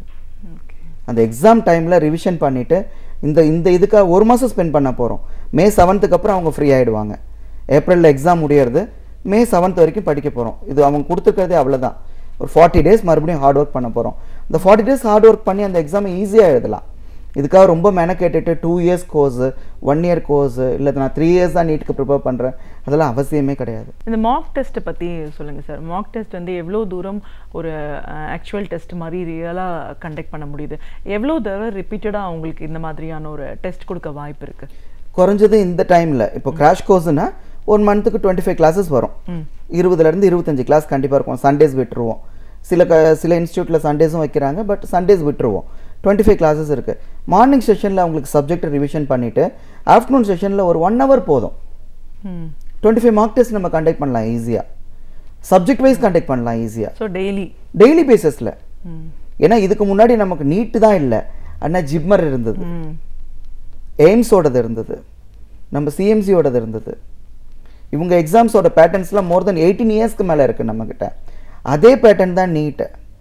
ஆனால் நம்ம இங்கே ப்ரைவேட் காலேஜஸ்க்கு ட்ரை பண்ணிக்கிட்டே நிறைய பேர் ஜிப்மர் காம்படிட்டிவ் எக்ஸாம்ஸில் பார்ட்டிசிபேட் பண்ணியிருக்காங்க.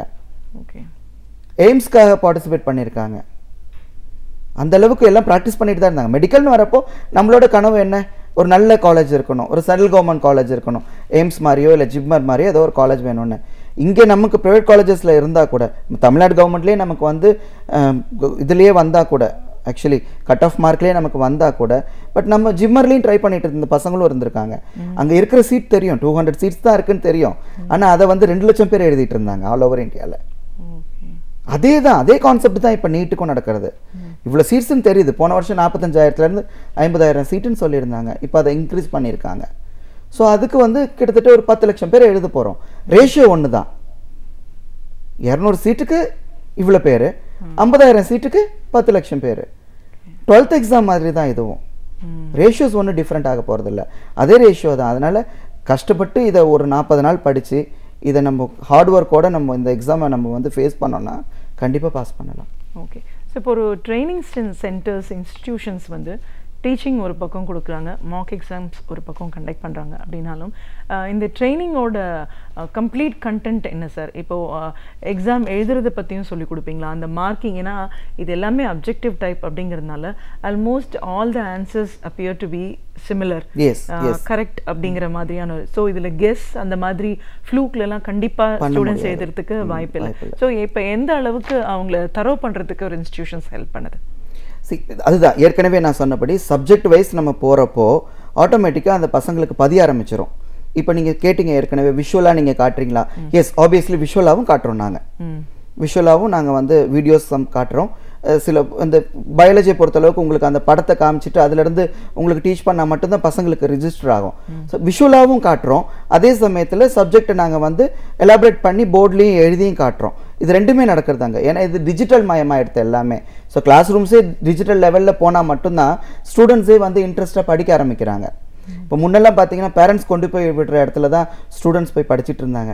பட் இப்போ ஸ்டூடெண்ட்ஸ் போய் பார்த்துட்டு அவங்களுக்கு கம்ஃபர்டபுளாக என்ன இருக்குது, ஏசி ரூம் இருக்கா, இல்லை இங்கே டிஸ்பிளே பண்ணுறது எப்படி இருக்குது, டீச்சர்ஸ் எப்படி நடத்துகிறாங்க, அந்த சூஸ் பண்ணுற அந்த கெப்பாசிட்டிலாம் ஸ்டூடெண்ட்ஸ்க்கு வந்துருச்சு. பேரண்ட்ஸும் பர்மிஷன் கொடுக்குறாங்க. அது ஒரு ப்ளஸ் பாயிண்ட் ஆகிடுது. என்ன பண்ணணுன்றதை இப்போ ஸ்டூடெண்ட்ஸே பண்ணிடுறான். ஏன்னா அந்த அளவுக்கு நம்ம தகவல் தொழில்நுட்பம் வந்து வளர்ந்துருச்சு. இப்போ ஒரு இன்ஸ்டியூட்டை பற்றி தப்பாக ரிவ்யூ போட்டோம் அப்படின்னா இமீடியட்டாக கூகுளில் சர்ச் பண்ணால் தெரியுது அங்கே என்ன பண்ணுறாங்க, ஏன் அதை தப்பாக ரிவ்யூ இருக்குன்னு.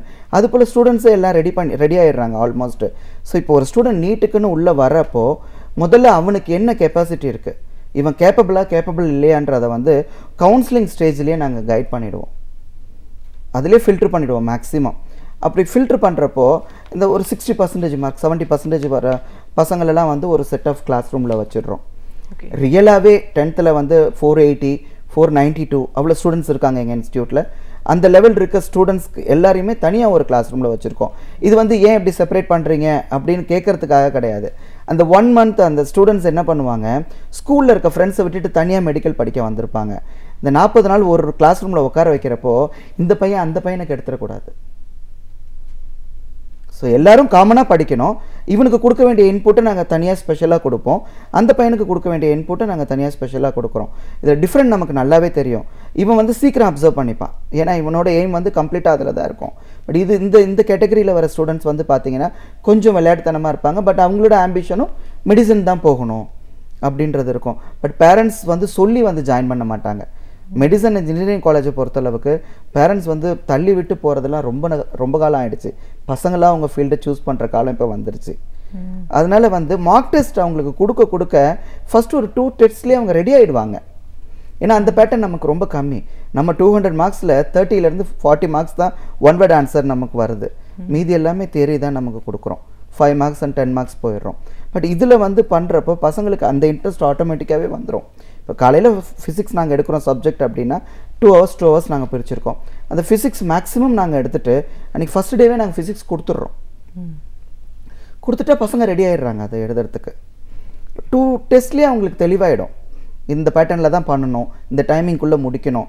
ஏற்கனவே நீங்கள் எங்கிட்ட ஒரு கொஷின் கேட்டிங்க, 3 ஹவர்ஸில் வந்து 180 மார்க்ஸ் கவர் பண்ண முடியுமா சார், ஏன்னா அவங்களுக்கு டைம் போருமான்னு.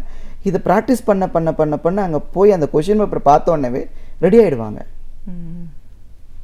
ஸோ இப்போ ஒரு கல்வியாளர் அப்படிங்கிற முறையில் அந்த எக்ஸாம் ஹால் மூமெண்ட் பற்றி பேசலாம் சார். இன்றைக்கி வந்து இந்த எக்ஸாமுக்கு கம்ப்ளீட்டாக ஒரு ட்ரைனிங்க்கு அப்புறம் ரெடி ஆகி ஹாலில் போய் ஒரு மாணவர் உட்கார்ந்துருக்கும் போது அவங்க கவனத்தில் வச்சுக்க வேண்டிய விஷயம் என்ன நல்லா இருக்கு?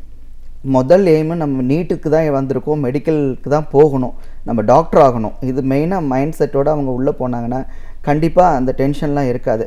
பிகாஸ் ஒரு சில ட்ராபேக்ஸும் இருக்குது. நீட் எழுதுகிறப்போ நம்ம இங்கேருந்து ஹாலுக்கு போகிறதுக்குள்ளவே நம்மளை கொஞ்சம் டென்ஷன் படுத்திடுறாங்க. இதை எடுத்துகிட்டு போகக்கூடாது, ஆர்னமெண்ட்ஸ் எதுவும் இருக்கக்கூடாது. ஏன்னா அதெல்லாம் கைட்டுறப்போ அந்த குழந்தைங்களுக்கு ஃபஸ்ட் டைம் லாஸ்ட் இயர் நாங்கள் அதை ஃபேஸ் பண்ணியிருக்கோம். இந்த டென்ஷன் ஆட்டோமேட்டிக்காக உருவாயிடுச்சு. ஏன்னா முதல் நாள் வரைக்கும் இதெல்லாம் இருக்கக்கூடாதுன்றது வந்து தெரியாது. ஓகே. ஸோ அந்த எக்ஸாம் ஹால்குள்ளே போகிறப்ப தான் அந்த பசங்களுக்கே தெரியும், ஓ இவ்வளோ செக்யூரிட்டி சிஸ்டம் இருக்குது, இது உள்ளே போகிறப்ப நம்ம எதுவுமே இல்லாமல் போகிறோம். சில பேர் வந்து எக்ஸாம் போகிறதே வந்து ஒரு நல்ல விஷயமா நினச்சிட்டு நிறையா ட்ரெஸ் எல்லாம் பண்ணிவிட்டு நிறைய மேக்கப்லாம் பண்ணிட்டு போனாங்க. பட் அங்கே போனோடனே அதெல்லாம் கைட்டி வச்சுட்டு போங்க வெளியிலன்னு சொல்லிட்டாங்க. அந்த 15-20 மினிட்ஸ் அந்த படபடப்பு இருந்தது. பட் அதையும் தாண்டி லாஸ்ட் இயர் நம்ம தமிழ்நாட்டிலேருந்து நிறைய பேர் செலக்ட் ஆகிருக்காங்க. ஓகே. அதையும் நம்ம பசங்க அச்சீவ் பண்ணி காமிச்சிருக்காங்க. மற்ற ஸ்டேட்டோட கம்பேர் பண்ணுறப்போ நீட் மூலமாக பிளேஸ் ஆனவங்க நம்ம தமிழ்நாட்டிலேருந்து ஜாஸ்தி. அதான வெளியில் வரல, அதுதான் உண்மை. நீட் மூலமாக பிளேஸ் ஆனவங்க நிறைய பேர் இருக்காங்க. ஆனால் அந்த டென்ஷன் இப்போது அநேகமாக இருக்காது. ஏன்னா பசங்களுக்கு எல்லாமே தெரிஞ்சிருச்சு, சோஷியல் மீடியா என்னன்றதை சொல்லிட்டாங்க, இந்த மாதிரி மீடியாஸும் சொல்லியாச்சு. என்ன பண்ண போகிறோம், நீட் எக்ஸாம்ஸ்க்கு எப்படி போகணும், என்ன மாதிரி பேட்டர்ன் இருக்க போகுது, இந்த ப்ராக்டிஸ் அவங்களுக்கு ரொம்பவே ஜாஸ்தியாகிடுச்சு. எனக்கு தெரிஞ்ச வரைக்கும் போன வருஷம் இருந்த காம்ப்ளிகேஷன்ஸ் வந்து இந்த வருஷம் நம்ம ஸ்டூடெண்ட்ஸ் கிட்ட இருக்காது. அந்த ஸ்ட்ரெஸ்ஸும் முதல்ல ஸ்டூடெண்ட்ஸ் கிட்ட இல்லை. அவங்க இப்போ என்ன பார்த்துட்டு இருக்காங்க அப்படின்னா, எங்கே போய் படித்தா நம்ம இந்த நீட் கிளியர் பண்ணுவோம், எப்படி படித்தா கிளியர் பண்ணுவோம், இது மட்டும்தான் கூகுளில் இன்றைக்கி தேடிட்டு இருக்காங்க. வேறு எதுவுமே அவங்க தேடலை. நீட் எக்ஸாம் வருதா வரலையா, இருக்கா இல்லையா, அதெல்லாம் ஒரு ஃபுல் ஸ்டாப் வச்சாச்சு. கம்பல்சரி நீட் உண்டு, நீட் எல்லோரும் எழுதிதாகும். டென்ஷன் இல்லாமல் போகணுன்றதை பற்றி தான் நம்ம இப்போ பேசிகிட்டு இருக்கோம். அதில் முதல்ல பார்க்க வேண்டியது, ஹாலுக்கு போன உடனேவே கொஷின்ஸ் நமக்கு எதெல்லாம் ஃபஸ்ட்டு தெரியறதோ அதை பதட்டப்படாமல் முதல்ல பண்ணிடுறது கரெக்டு. ஏன்னா இப்போ கெமிஸ்ட்ரியோ ஃபிசிக்ஸோ இப்போ நம்ம நல்லா ப்ரிப்பேர் பண்ணியிருப்போம் ஒரு சப்ஜெக்டில். லைக் பயாலஜி தான் நம்ம மேஜராக எடுத்திருப்போம். மெடிக்கல் எக்ஸாம் எழுதுகிறவங்க பயாலஜி மேஜராக எடுத்திருப்பாங்க. அதுதான் 90 மார்க்ஸ் கொஷின். ஸோ அந்த கொஷின்ஸை ஃபஸ்ட்டு நம்ம வந்து முடிச்சிடுறது கரெக்டான வழி. ஏன்னா அந்த 90 மார்க்ஸ் கொஷினை நம்ம டென்ஷன் இல்லாமல் முடிச்சிட்டோம் அப்படின்னா ஃபிசிக்ஸ் அண்ட் கெமிஸ்ட்ரி ரொம்ப ஈஸி. அதனால் வந்து டென்ஷன் இல்லாமல் கொஷினை பார்த்து, அது ஒன்றும் பெரிய கால்குலேஷன் வரப்போகிறது கிடையாது. அந்த பேட்டர்ன் வந்து 4 கொஷின் கொடுத்துட்டு அதுக்கு ஆன்சர் கேட்க போகிறாங்க. அவங்க சூஸ் த பெஸ்ட் ஆன்சரில் 4 ஆப்ஷன் கொடுத்துட்டு கேட்க போகிறாங்க. அதனால் ஃபஸ்ட்டு பயாலஜியை கிளியர் பண்ணிவிட்டு அண்ட் ஃபிசிக்ஸ் அண்ட் கெமிஸ்ட்ரி எடுக்கலாம். இல்லை சில பேர் வந்து இந்த 90 மார்க்ஸை ஃபஸ்ட்டு முடிச்சிடுறேன், நான் அதுக்கப்புறம் அந்த 90 மார்க்ஸ் போகிறேன் அப்படின்னா கூட ஓகே, ஃபிசிக்ஸை ஃபஸ்ட்டு ஸ்டார்ட் பண்ணுங்கள், கெமிஸ்ட்ரி தொடாதீங்க. முதல்ல ஃபிசிக்ஸை முடிச்சுட்டு அதுக்கப்புறமேட்டா கெமிஸ்ட்ரி போனீங்கன்னா உங்களுக்கு இன்னும் ஈஸியாக இருக்கும். பட் நான் என்னோடய ஸ்டூடெண்ட்ஸ்க்குலாம் சொல்கிறது என்ன அப்படின்னா, முதல்ல பயாலஜியை முடிச்சுடுங்க. உங்களுக்கு அந்த 1.5 மணி நேரம் பயாலஜிக்கு தான் 90 மார்க்ஸ் இருக்குது. இந்த 1.5 மணி நேரத்தை பொறுமையாக பயாலஜிக்கு முடிச்சுட்டு தென் அதுக்கப்புறம் ஃபிசிக்ஸ் அண்ட் கெமிஸ்ட்ரி போங்க. முடிஞ்ச அளவுக்கு தெரிஞ்ச கொஷின்ஸை ஃபஸ்ட்டாக கம்ப்ளீட் பண்ணுங்கள். அதுக்கப்புறமேட்டா மற்ற கொஷின்ஸ் என்ன இருக்குன்றது உங்களுக்கே நல்லா தெரியும். பொறுமையாக உட்காந்து ஒர்க் பண்ணணும். பிகாஸ் இது நெகட்டிவ் மார்க்ஸ் இல்லைன்னா நம்ம எந்த கொஷினை வேணாலும் அட்டன் பண்ணிட்டு போகலாம். பட் இதில் 1 மார்க்ஸ் நெகட்டிவ் மார்க்ஸ் இருக்கனால கம்பல்சரி 90% வரைக்கும் நீங்கள் தெரிஞ்ச கொஷின்ஸ்லாம் அட்டன் பண்ணிவிட்டு அதுக்கப்புறமேட்டு அடுத்த கொஷின் போகிறது கரெக்டான வழி. ஒரு கல்வியாளர் அப்படிங்கிற முறையில் நீட் வேணுமா வேண்டாமா அந்த கட்டத்தெல்லாம் தாண்டி கண்டிப்பாக இன்றைக்கி எழுதணும் அப்படின்ற ஒரு மனநிலைக்கு பெற்றோரும் சரி மாணவர்களும் சரி வந்திருக்கிற இந்த ஒரு சூழலில் இன்னும் ஒரு மாத இடைவெளியில் இந்த தேர்வை மாணவர்கள் எழுத போகிறாங்கன்ற இந்த ஒரு காலகட்டத்தில் இந்த தேர்வு எழுதுகிற மாணவர்களுக்கு நீங்கள் சொல்கிற ஆலோசனைகள் என்ன சார்? தெளிவாக சப்ஜெக்ட் வைஸ் நமக்கு கொடுத்தனால ரொம்ப ஈஸியான வேலை அது. நம்ம ஒன்றும் அதிகம் மெனக்கெட போகிறது கிடையாது. பொறுமையாக இருக்கிற சப்ஜெக்டையே ரிவிஷன் பண்ணாலே போகிறோம். நம்ம பசங்கள்லாம் பயங்கர புத்திசாலிங்க. அது மெடிக்கல் எழுதுகிற பசங்க எல்லாருமே பயங்கர புத்திசாலிங்க. இதில் வந்து நிறைய பணக்கார பசங்களும் இருக்காங்க, ஏழ்மையான பசங்களும் இருக்காங்க. ஏழ்மையான பசங்களோட குறிக்கோள் மொத்தமே வந்து இது மட்டும்தான். ஏன்னா முன்னவாது ஒரு கேபிடேஷன் ப்ராப்ளம் இருந்தது, அந்த மாதிரிலாம் நிறையா இருந்தது. பட் உங்களோட பிளேஸ் இப்போ உங்களுக்காகவே அமைஞ்சிருக்கு, உங்களுக்கான பாதை உங்களுக்காகவே இருக்குது. நீங்கள் கரெக்டான மார்க்ஸ் எடுத்தீங்க, நல்ல மார்க் எலிஜிபிலிட்டியோடு வந்தீங்க அப்படின்னா ப்ரைவேட் காலேஜஸில் கம்மியான ரேட்டில் கம்மியான ஃபீஸில் உங்களுக்கு வர வேண்டிய அந்த பிளேஸ் வந்து கிடைக்க போகுது. உங்களுக்கு கிடைக்க வேண்டிய இடம் கிடைக்கிறதுக்கு காத்துட்ருக்கு. அதனால் பொறுமையாக படிங்க, போதுமான அளவுக்கு கால அவகாசம் இருக்குது. தெளிவாக படிங்க, என்ன படிக்கிறோன்றதை புரிஞ்சுக்கிட்டு படிங்க. அதனால் இருக்கிற எல்லா புக்ஸையும் படிக்காமல் நீட்டுக்கான அந்த பேட்டர்ன் வந்து சிபிஎஸ்சியில் இருக்குது. அதை அவங்க வெப்சைட்லேயே மென்ஷன் பண்ணியிருக்காங்க. அந்த பேட்டர்னை டவுன்லோட் பண்ணுங்கள், உங்கள் புக்ஸை ரெஃபர் பண்ணுங்கள், ஏற்கனவே படித்ததை ஒரு தடவை ரிவிஷன் எடுத்துக்கோங்க. நீட் எக்ஸாம்ஸ்க்கு தேவையான மெட்டீரியல்ஸ் நிறைய இப்போ மார்க்கெட்டில் இருக்குது, அதையும் வாங்கி படித்து ப்ரிப்பேர் பண்ணுங்கள். உங்களுக்கு எல்லாம் வளமாகவே கிடைக்கும். நிச்சயமாக சார். ஒரு கல்வியாளர் அப்படிங்கிற முறையில் இந்த உயர்கல்வி, குடிமைப்பணி, வங்கி தேர்வு இப்படின்னு நிறைய தேர்வுகள் எழுதவங்களுக்கான ஒரு பயிற்சி நிலையமாக நீங்கள் உருவாக்கி இன்றைக்கி நிறைய மாணவர்களுக்கு வழிகாட்டியாக இருந்திருந்தாலும் இப்போது நீட் தேர்வு வரக்கூடிய இந்த ஒரு சூழலில் மருத்துவ மாணவர்கள் பொறுத்த வரைக்கும் அவங்களுக்கான ஒரு பயிற்சி எப்படி கொடுத்துட்ருக்கீங்க? இந்த பயிற்சி ஏன் இன்றைக்கி தேவையாக இருக்குது? எதிர்காலத்தில் அவங்களுக்கு எல்லாருக்குமே நல்ல ஒரு வாய்ப்பை ஏற்படுத்தி கொடுக்கறதுக்கு நீட் தேர்வோட முக்கியத்துவம் என்ன, இதோட அவசியம் என்ன, இதை எப்படி நம்ம படிக்கணும், ஒரு கேள்விக்கும் நம்ம நேரம் அப்படிங்கிறது எவ்வளோ முக்கியத்துவம் வாய்ந்ததாக இருக்குது, அதை சரியான முறையில் நம்ம கையாள வேண்டிய அவசியம் என்ன, இப்படின்னு பல விஷயங்களை கருத்துக்களை எங்களோட நீங்கள் முழுமையாக பகிர்ந்ததுக்கு நன்றி. தேங்க்யூ. நாம் இதுவரையில் கற்றிடாத சிறு கதைகளும் சிறு சிறு தகவல்களையும் நமக்கு அழகு தமிழில் வழங்க வருகிறார் பேராசிரியர் சுபவீர பாண்டியன் அவர்கள். இன்று அவர் என்ன தகவலை நம்முடன் பகிர்ந்து கொள்ளப் போகிறார் என்பதை பார்க்கலாம். நம் விடையிலே வாணிகிச்சின் அடுத்த பகுதியாக வரவிருப்பது ஒன்றே சொல் நன்றே சொல்.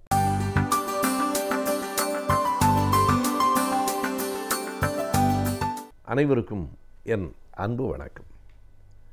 மிக அண்மையில் குழந்தை தொழிலாளர் சட்டத்தில் ஒரு திருத்தத்தை மத்திய அரசு கொண்டு வந்திருக்கிறது.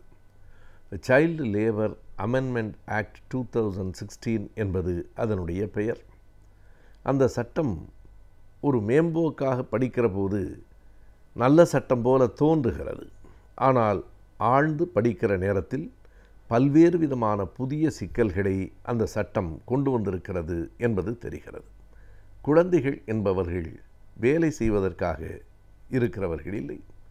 அவர்களை நாம் சிறு வயதிலேயே வேலைகளுக்கு அனுப்புவதன் மூலம் அவர்களினுடைய குழந்தமையை தொலைத்து விடுவதற்கு நாம் வழிவகுக்கிறோம். விடுதலை பெற்ற இந்தியாவில் குழந்தை தொழிலாளர்கள் இருக்கவே செய்தார்கள், இன்றைக்கும் இருக்கிறார்கள். இன்றைக்கும் நாம் உணவகங்களுக்கு போகிற போது மேசையின் உயரம் கூட இல்லாமல் எட்டி எட்டி மேசையை துடைக்கிற பிள்ளைகள் குழந்தை தொழிலாளர்கள்தான். அப்படி எங்கேனும் குழந்தை தொழிலாளர்களை பார்த்தால் உடனடியாக அது பற்றிய புகாரை கொடுப்பவர்களாக நாம் இருக்க வேண்டும். இன்றைக்கு ஓரளவுக்கு குழந்தை தொழிலாளர்களின் எண்ணிக்கை குறைந்திருக்கிறது என்றால் அதற்கு மிக கடுமையான சில சட்டங்கள் வந்ததுதான் காரணம். ஆனால் அதிலிருந்து ஒரு மாற்றத்தை கொண்டு வந்து இந்த குழந்தை தொழிலாளர்கள் சட்டத்திலே ஒரு திருத்தம் செய்கிறோம் என்று சொல்லி மறுபடியும் குழந்தைகளை தொழிலாளர்கள் ஆக்குவதற்கான முயற்சி இன்றைக்கு நடந்திருக்கிறது. இது ஒரு கடுமையாக எதிர்க்கப்பட வேண்டிய சட்டமாக இருக்கிறது. விடுதலைக்கு பிறகும் பிள்ளைகள் இப்படி பல்வேறு துன்பங்களை அனுபவிக்கிறார்களே என்கிற நோக்கில் அவர்களை பற்றிய செய்திகளை அறிந்து கொள்வதற்கு அப்படி குழந்தை தொழிலாளர்கள் இருக்கிறார்களா, அவர்கள் எப்படி நடத்தப்படுகிறார்கள் என்பதையெல்லாம் அறிந்து அரசுக்கு சொல்லுவதற்காக 1979 ஆண்டு குருபாதசாமி என்பவரின் தலைமையிலே ஒரு குழு அமைக்கப்பட்டது. குருபாதசாமிஸ் கமிட்டி என்று அதற்கு பெயர். அவர்கள் ஓர் அறிக்கையை கொடுத்தார்கள். அந்த அறிக்கையின் அடிப்படையில் 1987 ஆண்டு national policy on child labour என்பது உருவாக்கப்பட்டது. குழந்தை தொழிலாளர்களுக்கான இந்திய அளவிலான தேசிய கொள்கை என்பது அது. ஆனால் அதன்படி கூட இன்றைக்கு வரைக்கும் எல்லாம் முறையாக நடைமுறைப்படுத்தப்படவில்லை என்பதுதான் உண்மை. எவ்வளவு பேர் அந்த சட்டங்கள், அந்த திருத்தங்கள் எல்லாம் கொண்டு வருவதற்கு பிறகும் குழந்தையில தொழிலாளர்களாக இருக்கிறார்கள் என்பதை 2001 ஆண்டு 2011 ஆண்டு மக்கள் தொகை கணக்கெடுப்பில் நாம் பார்த்தால் ஒரு மகிழ்ச்சி ஏற்படுகிறது. ஆனால் அந்த மகிழ்ச்சி இப்போது பறிபோய் கொண்டிருக்கிறது. அந்த மகிழ்ச்சி வேறொன்றும் அல்ல. 2001 ஆண்டு மக்கள் தொகை கணக்கெடுப்பின்படி இந்தியாவில் இருந்த குழந்தை தொழிலாளர்களின் எண்ணிக்கை 12.6 மில்லியன். 1 மில்லியன் என்பது 10 லட்சம். எனவே 12.6 மில்லியன் என்றால் அத்தனை கோடி பிள்ளைகள் தொழிலாளர்களாக, குழந்தை தொழிலாளர்களாக 2001 இருந்திருக்கிறார்கள். மறுபடியும் அது கடுமையான சட்டங்களுக்கும் தண்டனைகளுக்கும் உள்ளாக்கப்பட்டு எக்காரணம் கொண்டும் குழந்தை தொழிலாளர்களை யாரும் வேலைக்கு அமர்த்தக்கூடாது, அப்படி அமர்த்தினால் அவர்களுக்கு தண்டனை உண்டு என்று சொன்னதற்கு பிறகு அந்த நிலையில் ஒரு மாற்றம் ஏற்பட்டு பெரும் அளவுக்கு குழந்தை தொழிலாளர்கள் குறைந்திருக்கிறார்கள், அல்லது குறைந்தபட்சம் குறைந்திருப்பதாக கணக்கு காட்டப்படுகிறார்கள். என்ன முன்னேற்றம், என்ன மகிழ்ச்சி என்றால் 2001 இருந்ததிலிருந்து ஏறத்தாழ 1/3 பங்காக 2011 மக்கள் தொகை கணக்கெடுப்பிலே அவர்களின் எண்ணிக்கை குறைந்திருக்கிறது. 2001 குழந்தை தொழிலாளர்கள் 12.6 மில்லியனாக இருந்தார்கள் என்று நாம் பார்த்தோம். 2011 அவர்களின் எண்ணிக்கை வெறும் 4.9 மில்லியனாக குறைந்துவிட்டது. இனி காலப்போக்கில் குழந்தை தொழிலாளர்களே நம் நாட்டில் இல்லை என்று சொல்லுகிற பெருமை நமக்கு வந்து சேரும் என்கிற நம்பிக்கை நமக்கு ஏற்பட்டது. ஆனால் இன்றைக்கு கொண்டு வந்திருக்கிற குழந்தை தொழிலாளர் திருத்தச் சட்டம் மறுபடியும் நமக்குள் ஓர் அச்சத்தை விதைக்கிறது. என்ன நடந்திருக்கிறது என்றால், இதுவரையில் இருந்த சட்டத்தின்படி 14 வயதுக்கு கீழே, பிறகு அது 18 வயதுக்கு கீழே என்று மாற்றப்பட்டது. இப்போது இந்த சட்ட திருத்தம் 16 வயது முதல் 18 வயது வரை உள்ள அந்த பிள்ளைகளுக்கு சில திருத்தங்களை கொண்டு வருகிறது. அவர்களில் ஒரு பகுதியினர் மிக மிக பெரிய தேவை கருதி வேலைக்கு செல்லலாம், அது குற்றமில்லை என்பது இப்போது வந்திருக்கிற திருத்தம். அதாவது மறுபடியும் பிள்ளைகளை தொழிலை நோக்கி செலுத்துவது. தொழில் என்று சொன்னால் படிக்கிற போதே பணம் ஈட்டுவது என்பது மேலை நாடுகளில் இருக்கிற மரபுதான். அப்படி இல்லாமல் இந்த சட்டம் மிக கவனமாக ஒன்றை குறிப்பிடுகிறது. அந்த சட்ட திருத்தத்தினுடைய 3வது பகுதியினுடைய 5வது உட்பிரிவு 3/5 என்று சொல்வார்கள். அந்த உட்பிரிவு என்ன சொல்லுகிறது என்றால், பிள்ளைகள் தங்களினுடைய குடும்ப நிறுவனங்களில் பணியாற்றலாம். இது மிக கவனமாக கவனிக்க வேண்டிய ஒன்றாக இருக்கிறது. ஃபேமிலி என்டர்பிரைசஸ் என்கிற சொல் பயன்படுத்தப்பட்டிருக்கிறது. குடும்ப நிறுவனங்களில், குடும்ப தொழில்களில் அவர்கள் ஈடுபடுத்தப்படலாம். இந்த குடும்ப தொழில் என்று சொன்னால் அது வேறொன்றுமல்ல, மீண்டும் பழைய குலக்கல்வி திட்டத்தை கொண்டு வருகிற முயற்சியாக இது இருக்கிறது. பழைய வர்ணாசிரம அடிப்படையில் அவரவர் அந்தந்த குலத்துக்கு ஏற்ப தொழில் செய்யலாம் என்று இருந்த நிலையைப் போல இன்றைக்கு அப்பன் தொழிலையே பிள்ளை செய்யலாம் என்று சொன்னால், மருத்துவரின் பிள்ளை மருத்துவராக வேலை பார்க்கலாம், வழக்கறிஞரின் பிள்ளை வழக்கறிஞருக்கு படிக்கலாம், செருப்பு தைக்கிறவரின் பிள்ளை செருப்பு தைக்க கற்றுக்கொள்ளலாம், அல்லது அதை தொழிலாக ஏற்றுக்கொள்ளலாம் என்பதுதான் இந்த சட்ட திருத்தத்தினுடைய சாரம். ஆக மறுபடியும் யாரெல்லாம் ஒரு சமூகத்தில் முன்னேறியவர்களாக இருக்கிறார்களோ அவர்களே மேலும் மேலும் முன்னேறுவதற்கும், ஒடுக்கப்பட்ட, பிற்படுத்தப்பட்ட, தாழ்த்தப்பட்ட மக்கள் மேலும் மேலும் கீழ் இறங்குவதற்கும் தான் இந்த சட்ட திருத்தம் பயன்படுகிறது. அது மட்டுமல்லாமல் குழந்தைகள் மிக இயல்பாக சுதந்திரமாக வளர வேண்டியவர்கள், தங்களுக்கென்று ஒரு பொருள் ஈட்ட வேண்டும் என்கிற கட்டாயத்திற்குள் அவர்கள் தள்ளப்படக்கூடாது என்கிற அறநெறிகளை தாண்டியும், குழந்தை தொழிலாளர்களை வேலைக்கு வைத்து கொள்வது என்பது குற்றவியல் தண்டனை, சட்டத்தின் கீழ் தண்டனைக்கு உரியது என்கிற அந்த சட்டம் சார்ந்த நிலைகளையும் மீறி இன்றைக்கு இந்த திருத்தம் கொண்டு வந்ததன் மூலம் மறுபடியும் பிள்ளைகளை, குழந்தைகளை இவர்கள் வேலைக்கு அனுப்புகிற முயற்சிக்கு வித்திடுகிறார்கள். என்ன அப்படி நேர்ந்து விட்டது? 16 வயதில் பிள்ளைகள் வேலைக்கு போயே ஆக வேண்டும் என்கிற எந்த தேவையும் இல்லை. சரியாக நாம் எண்ணி பார்த்தால் ஒரு 10 வயதுக்கு உட்பட்ட குழந்தைகள் வேலை செய்து கொண்டிருந்தார்கள் என்றால் அவர்களை பார்க்கிற போது அவர்களின் பெற்றோர்களின் மீது நமக்கு கோபம் வருகிறது. ஒருவேளை 70 வயதுக்கு தாண்டியும் பெரியவர்கள் வேலை செய்து கொண்டிருக்கிறார்கள் என்றால் அவர்களை பார்க்கும்போது அவர்களின் பிள்ளைகளின் மீது நமக்கு கோபம் வருகிறது. வேலை செய்ய வேண்டிய வயதில் வேலை செய்யாமல், வேலை செய்ய வேண்டிய வயதை தொடுவதற்கு முன்பே வேலை செய்கிற பிள்ளைகளும், வேலை செய்கிற வயதை கடந்த பின் வேலை செய்து கொண்டிருக்கிற பெரியவர்களுமாக நம் நாட்டின் நிலைமை இருக்குமானால் அது இந்த நாட்டிற்கு நல்லதில்லை, எந்த ஒரு எதிர்காலத்துக்கும் நல்லதில்லை. ஆகையினால் இன்றைக்கு வந்திருக்கிற இந்த சட்ட திருத்தம் என்பது ஒரு புதிய பாதைக்கு வழிவகுக்காமல் குழந்தை தொழிலாளர்கள் என்கிற நிலையை முற்றும் துடைத்து எறிவதற்கு வாய்ப்பளிக்காமல் மறுபடியும் நம்மை பழைய நிலைக்கு கொண்டு போய் தள்ளுகிறதோ என்கிற கவலை வந்திருக்கிறது. இதனை மத்திய மாநில அரசுகள் இரண்டும் சேர்ந்தே இதற்கு ஆதரவு தெரிவிக்கின்றன. எனவே 2 அரசுகளையும் எதிர்த்து ஜனநாயகத்தில், குழந்தைகளினுடைய எதிர்காலத்தில் நம்பிக்கையும் வேட்கையும் உடையவர்கள் எதிர்த்து குரல் கொடுக்க வேண்டிய கட்டம் இன்றைக்கு எழுந்திருக்கிறது. குழந்தை தொழிலாளர் திருத்தச் சட்டம் 2016 என்பது முழுமையான கண்டனத்துக்கும் எதிர்ப்புக்கும் உரியதாக இருக்கிறது என்பதை அந்த சட்டத்தை நுணுகி ஆராய்ந்து நிதானமாக படிக்கிற எவர் ஒருவரும் மிக தெளிவாக புரிந்து கொள்ள முடியும். மனிதர்களாகிய நாம் ஒவ்வொருவரும் சட்டத்திட்டங்களை அறிந்திருப்பது மிகவும் அவசியமாகின்றது. எனவே இன்றைய சட்டம் பகுதியில் பல ஆலோசனைகளை பற்றி நாம் அறிந்து கொள்ளலாம். நம் வீடியோலை நிகழ்ச்சியின் அடுத்த பகுதியாக வரவிருப்பது ஆலோசனை நேரம்.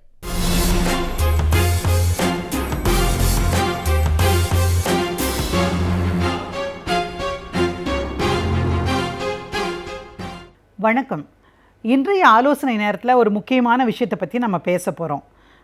நம்ம பொண்ணுங்களையெல்லாம் வந்து நம்ம கல்யாணம் பண்ணி கொடுக்குறோம். அமெரிக்காக்கோ அல்லது வெளிநாடுகளுக்கோ, ஜெர்மனில் இருக்கார் மாப்பிள்ளைங்கிறோம், அல்லது கனடாவில் இருக்கார், ஆஸ்திரேலியாவில் இருக்கார், அப்படின்னு லண்டனில் இருக்கார் மாப்பிள்ளை டாக்டரா, இப்படியெல்லாம் சொல்லி நம்ம பொண்ணுகளையெல்லாம் கல்யாணம் பண்ணி கொடுக்குறோம்.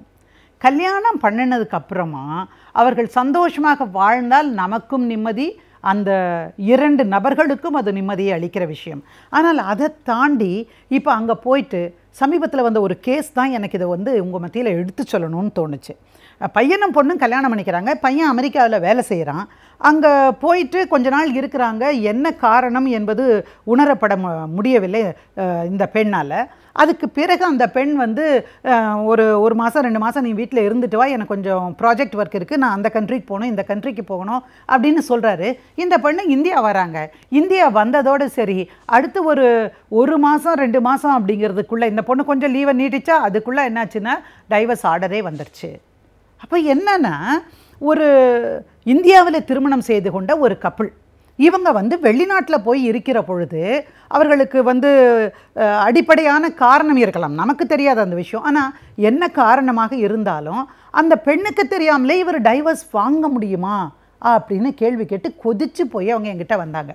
அப்போ தான் வந்து நான் சொன்னேன், முக்கியமாக அமெரிக்காவிலேயோ அல்லது வெளிநாடுகளில் இருக்கக்கூடிய மணமகன்களுக்கு தன்னுடைய பெண்களை திருமணம் செய்து கொடுக்கக்கூடிய பெற்றோர்கள் கட்டாயமாக தெரிந்து கொள்ள வேண்டிய ஒரு விஷயம் என்னன்னு கேட்டிங்கன்னா, அப்படி ஒரு டைவர்ஸ் வாங்கினார்னு வச்சிங்கன்னா அந்த டைவர்ஸ் செல்லுமா அப்படின்னு நீங்கள் பார்க்கணும். ஒருத்தர் டைவர்ஸ் கொடுத்துட்டாரு அப்படின்னு ஒன்று நீங்கள் பயந்து நடுங்கி வீட்டோடு இருந்துக்க வேண்டியதில்லை. பொண்ணை வச்சுட்டு காலம் பூரா நான் கண்ணீர் வடிக்கணுமான்னு கதற வேண்டியதில்லை.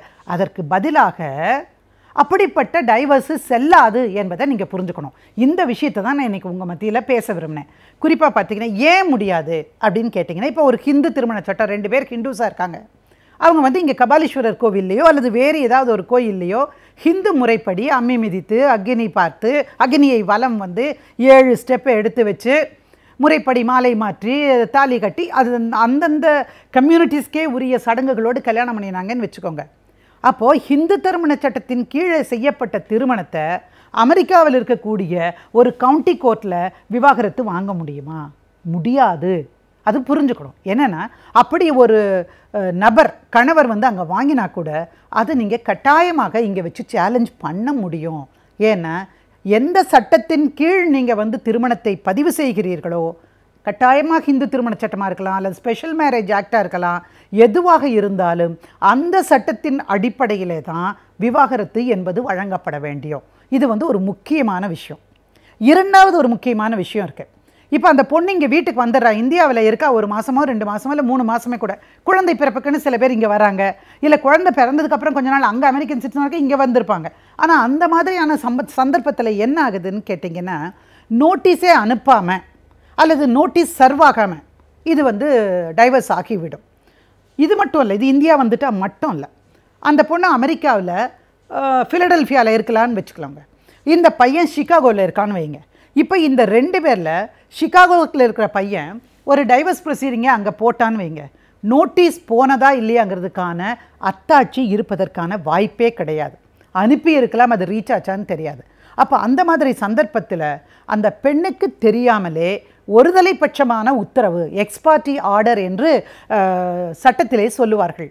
அப்படிப்பட்ட ஒரு வழக்கை வென்று அவன் வந்து அந்த மாதிரி டைவர்ஸ் ஆர்டர் வாங்கியிருந்தா கூட அந்த வெற்றி என்பது அந்த பையனுக்கு, அந்த ஆண்மகனுக்கு, அந்த கணவனுக்கு தற்காலிகமானது அப்படின்னு நம்ம புரிஞ்சுக்கணும். அப்போ அதை வந்து இந்தியன் கோர்ட்ஸில் போட்டு நம்ம சேலஞ்ச் பண்ண முடியும். ஏன்னா இது ஹிந்து திருமண சட்டத்தின் அடிப்படையில் பண்ணது, நோட்டீஸ் வந்து கொடுக்காமலே என்னுடைய முதுகின் பின்னாலே இந்த உத்தரவு வாங்கப்பட்டிருக்கிறது அப்படின்னு சொல்லலாம். இன்னொரு 3வது ஒரு காரணம் இருக்குது. என்னன்னு கேட்டிங்கன்னா, இந்த மாதிரி திருமணம் பண்ணுகிற போது டைவர்ஸ் பண்ணினா நம்மளுடைய ஹிந்து திருமண சட்டம்னு வைங்களேன், இதில் என்ன சொல்லுவாங்க, ஒன்று அடல்ட்ரி காரணமாக இருக்கணும், அல்லது கொடுமைப்படுத்துதல் காரணமாக இருக்கணும், அல்லது 2 வருடங்கள் வந்து டெசஷன் என்பது காரணமாக இருக்கணும். இந்த 3 காரணங்களுக்காக மட்டுமே இவர்கள் வந்து டைவர்ஸ் வாங்க முடியும். ஆனால் இன்றைக்கு வெளிநாடுகளில் அவங்க 2 பேருக்கும் இன்கம்பேட்டபிலிட்டி அப்படின்னு வந்தாலே டைவர்ஸ் கொடுப்பதற்கான ப்ரொவிஷன் இருக்கிறது. எனவே அந்த நாட்டு சட்டத்திலே போட்டு இந்த இதை வந்து வாங்குறது, நோட்டீஸே சர்வ்னாலும் வாங்குறது செல்லாது. அப்போது அதை கூட இங்கே வந்து நம்ம சேலஞ்ச் பண்ண முடியும். அதை வந்து எடுத்துட்டு இல்லை, அவர் வாங்கின டைவர்ஸ் வந்து செல்லாது அப்படின்னு நம்ம சொல்லலாம். அடுத்ததாக மிக முக்கியமான காரணம், இப்போ ஒரு உதாரணத்துக்கு சொல்கிறேனே, இப்போ நம்ம ஊரில் வந்து இர்ரிட்ரீவபிள் பிரேக் டவுன் ஆஃப் மேரேஜை வந்து ஒரு கிரவுண்டாக கொண்டு வரணும்னு ரொம்ப நாளாக எல்லாருமே சொல்லிட்டு இருந்தாங்க. ஆனால் இதுக்கு முன்னாடி நடந்த பல திருமணங்கள் எங்கே வந்து டைவர்ஸ் ஆச்சுன்னா ஃபாரின் கண்ட்ரீஸில் ஆகிற பொழுது அந்த காரணத்திற்காக ஒரு ஹிந்து திருமண சட்டத்தின் கீழே நடைபெற்ற திருமணம், பதிவு செய்யப்பட்ட திருமணத்தை நீங்கள் ரத்து செய்ய முடியாது. ஏன்னா ஹிந்து திருமண சட்டத்தில் நான் சொன்ன மாதிரி அந்த 3 காரணங்களை தாண்டி நின்று ஒரு காரணம் சொல்லியிருக்கீங்க அப்படின்னு சொன்னாங்க. இன்னொரு விஷயம் என்னென்னா, பிரின்சிபிள்ஸ் ஆஃப் நேச்சுரல் ஜஸ்டிஸும்பாங்க. அதாவது இயற்கை நியதிகளுக்கு உட்பட்டு தான் ஒரு வழக்கு நடக்க வேண்டும்.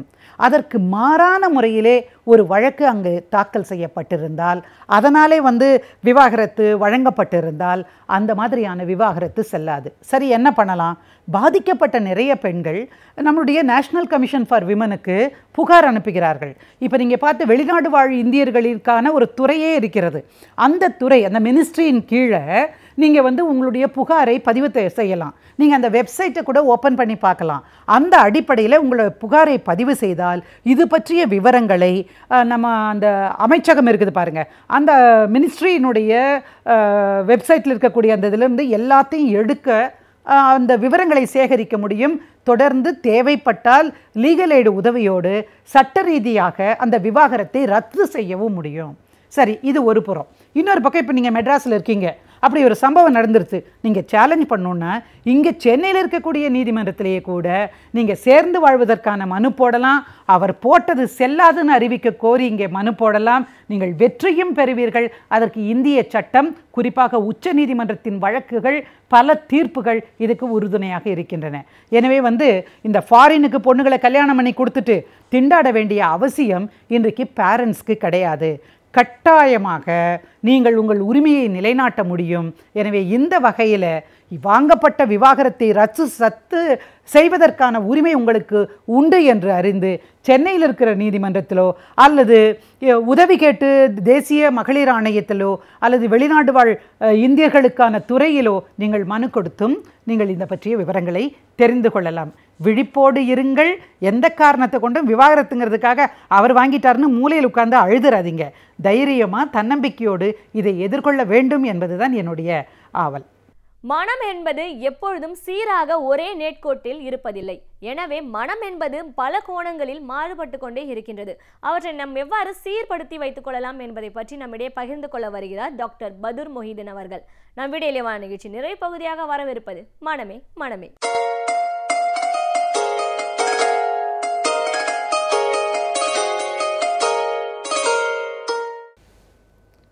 வணக்கம் நேயர்களே. இந்த மனமே மனமே நிகழ்ச்சியில் உங்களை சந்திப்பதில் மிக்க மகிழ்ச்சி அடைகின்றேன். நேயர்களே, நாம் குழந்தையினுடைய மனம், சிறுவர்களுடைய உள்ளத்தை பற்றி நாம் பார்த்து கொண்டிருக்கின்றோம். அதில் ஒரு பகுதியாக குழந்தைகளுடைய வளர்ச்சியை பற்றி நாம் இதுவரை பார்த்தோம். மன வளர்ச்சி பற்றி பார்த்தோம். அது வளர்ந்து விடுகின்றது, முழுமையாக வளர்ந்து விடுகிறது, இல்லை பாதி நின்று விடுகின்றது, இல்லை அரைகுறையாக வளர்ந்து விடுகிறது. அது ஒரு கட்டம். அடுத்தபடியாக எடுத்துக்கணும் என்றால், குழந்தைக்கு நல்லபடியாக வளர்ந்து விட்டது, மனம் வளர்ந்து விட்டது, அறிவு வளர்ந்து விட்டது, அப்படி நோய்கள் வந்து விடுகிறது. நோயினால் குழந்தைகளுக்கு மனநோய்கள், இல்லை மூளையில் வரக்கூடிய நோய்கள் மனத்தை தொத்து நோய் ஏற்பட்டு அதிலும் பாதிக்கப்படுகின்றது. அது மனநோய்கள். வளர்ச்சி, இது மனநோய். மனநோயிலும் குழந்தைகள் அதிகமாக பாதிக்கப்படுகின்றார்கள். நான் சொன்னது போல் 7 முதல் 15% மாணவ குழந்தைகள் இதுபோல் மனநோய்கள், மன வளர்ச்சி, மனநோய், மனக்காயங்கள், இந்த மூன்றிலும் பாதிக்கப்படுகின்றார்கள். அதாவது 1 முதல் 2% வரை மன வளர்ச்சி குறைவால் பாதிக்கப்படுகின்றார்கள். 7 முதல் 15% அதாவது குழந்தைகள் கிட்டத்தட்ட மனநோயினால், மனக்காயங்களினால் தான் அதிகப்படியான குழந்தைகள் பாதிக்கப்படுகின்றார்கள். மனநோய்கள், மனக்காயங்கள். மனக்காயங்கள் என்ன? மனநோய்கள் என்பது அதாவது பிரெயினில் வரக்கூடிய, மூளையில் வரக்கூடிய ரசாயன மாற்றங்கள், ரசாயன குறைபாடுகள் இல்லை அதிகப்படியாக இருப்பது, இதன் மூலமாக மனநோய்கள் ஏற்படுகின்றது. அது ஒன்று. அதன் பிறகு காயங்கள் மூளையில் ஏற்படக்கூடிய பிரச்சனைகளால் அது மனம் பாதிக்கப்பட்டு அதனால் தொத்து ஏற்பட்டு அதனால் பாதிக்கப்படுகின்றது ஒன்று.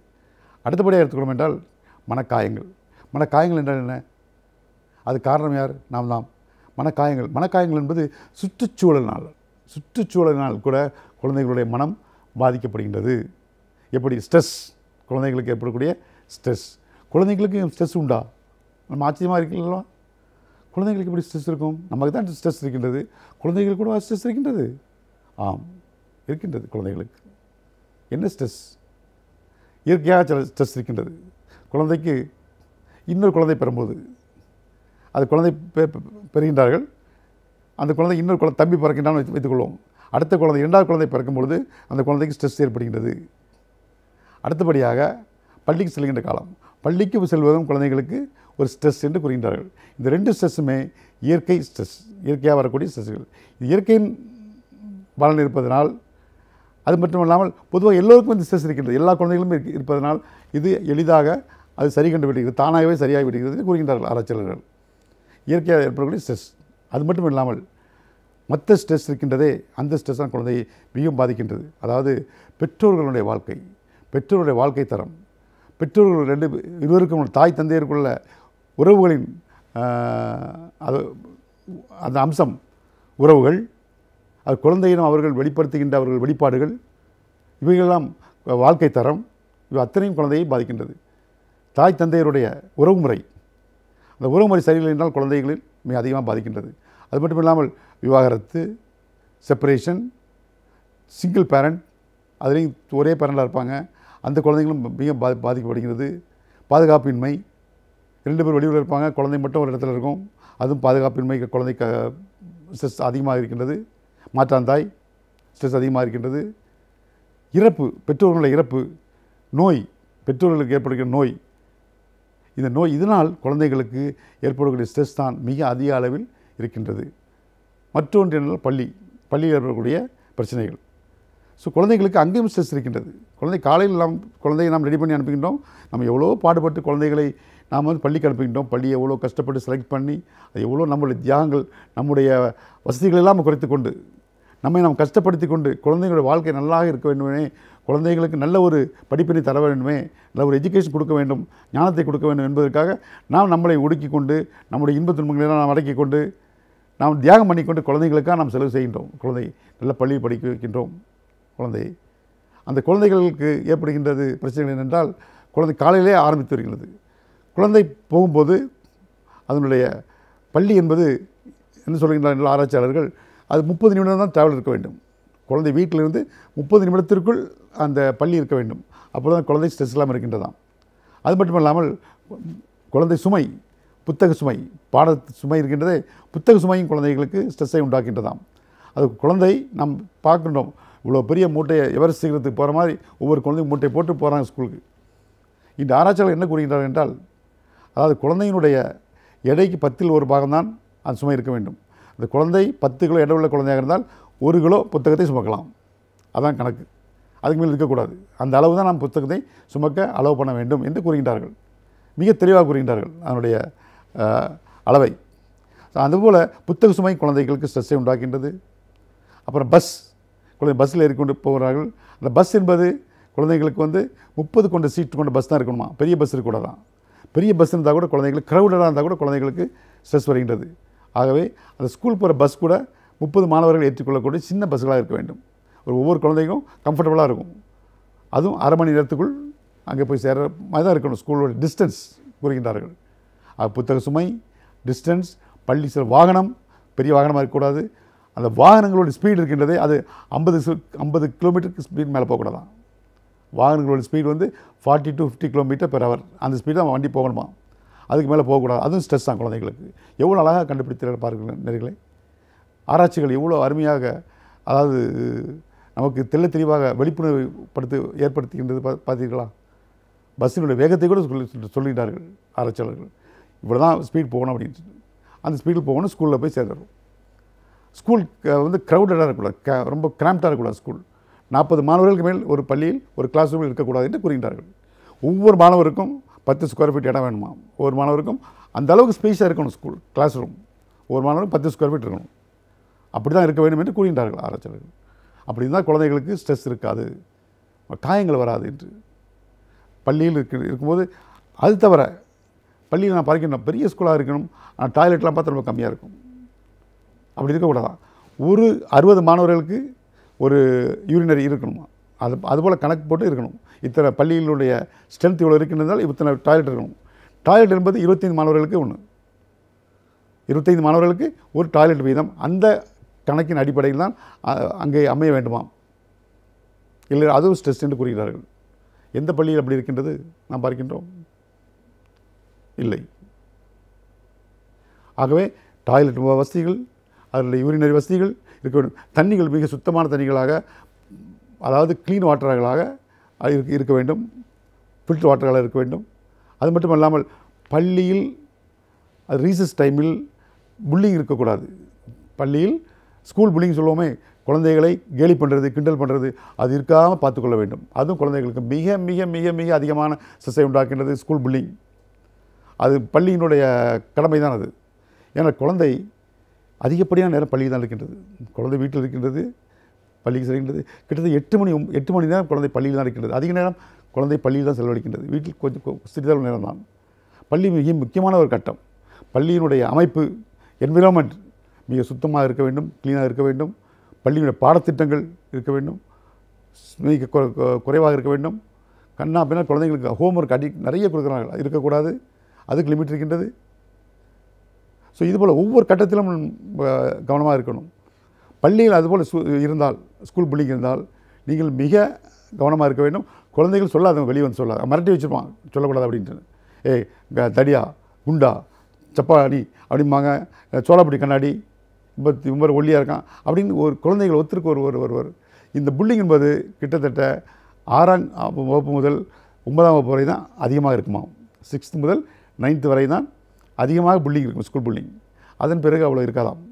ஸோ இந்த காலகட்டங்களில் பள்ளியில் அதை கேமரா போட்டு வாட்ச் பண்ண வேண்டும். இல்லை என்றால் பள்ளியில் லஞ்ச் ஹவர்ஸு ரீசஸ் டைமில் அதுக்கென்று ஒரு மாஸ்டர்களை பள்ளி ஆசிரியர்களை நாம் நியமிக்க வேண்டும். அது நடக்காமல் இருப்பதற்காக பொதுவாக இந்த லஞ்ச் ஹவர்ஸ் தான் நடக்கும் அடிக்கடி, இந்த புல்லிங் ஸ்கூல் புல்லிங்லாம். அதில் ஆசிரியர்கள் பள்ளி நிர்வாகம்தான் அதை பொறுப்பேற்க வேண்டும். அதை கண்டிப்பாக அவர்கள் கண்காணிக்க வேண்டும் எந்த குழந்தையும். அந்த குழந்தை ரொம்ப அதிகமாக பாதிக்கப்படுகின்றது, ஸ்கூல் ரெஃப்யூசல் வருகின்றது. ஆகவே நாம் ஸ்கூல் புல்லிங்கை நாம் அது மிக தெளிவாக தெரிந்து கொண்டு நாம் அதை முறைப்பட்ட அதிகாரியிடம் போய் நாம் முறையிட்டோம் என்றால் அதுக்கு வழி கண்டு அதை தீர்வு தருவார்கள். ஆகவே நீங்கள் ஸ்கூல் புல்லிங்கை பற்றி எப்படி சொல்ல நினைக்காதீர்கள். ஸ்கூல் புல்லிங்கை பற்றி நாம் அடுத்த வாரம் மிக தெளிவாக பார்ப்போம். நன்றி, வணக்கம்.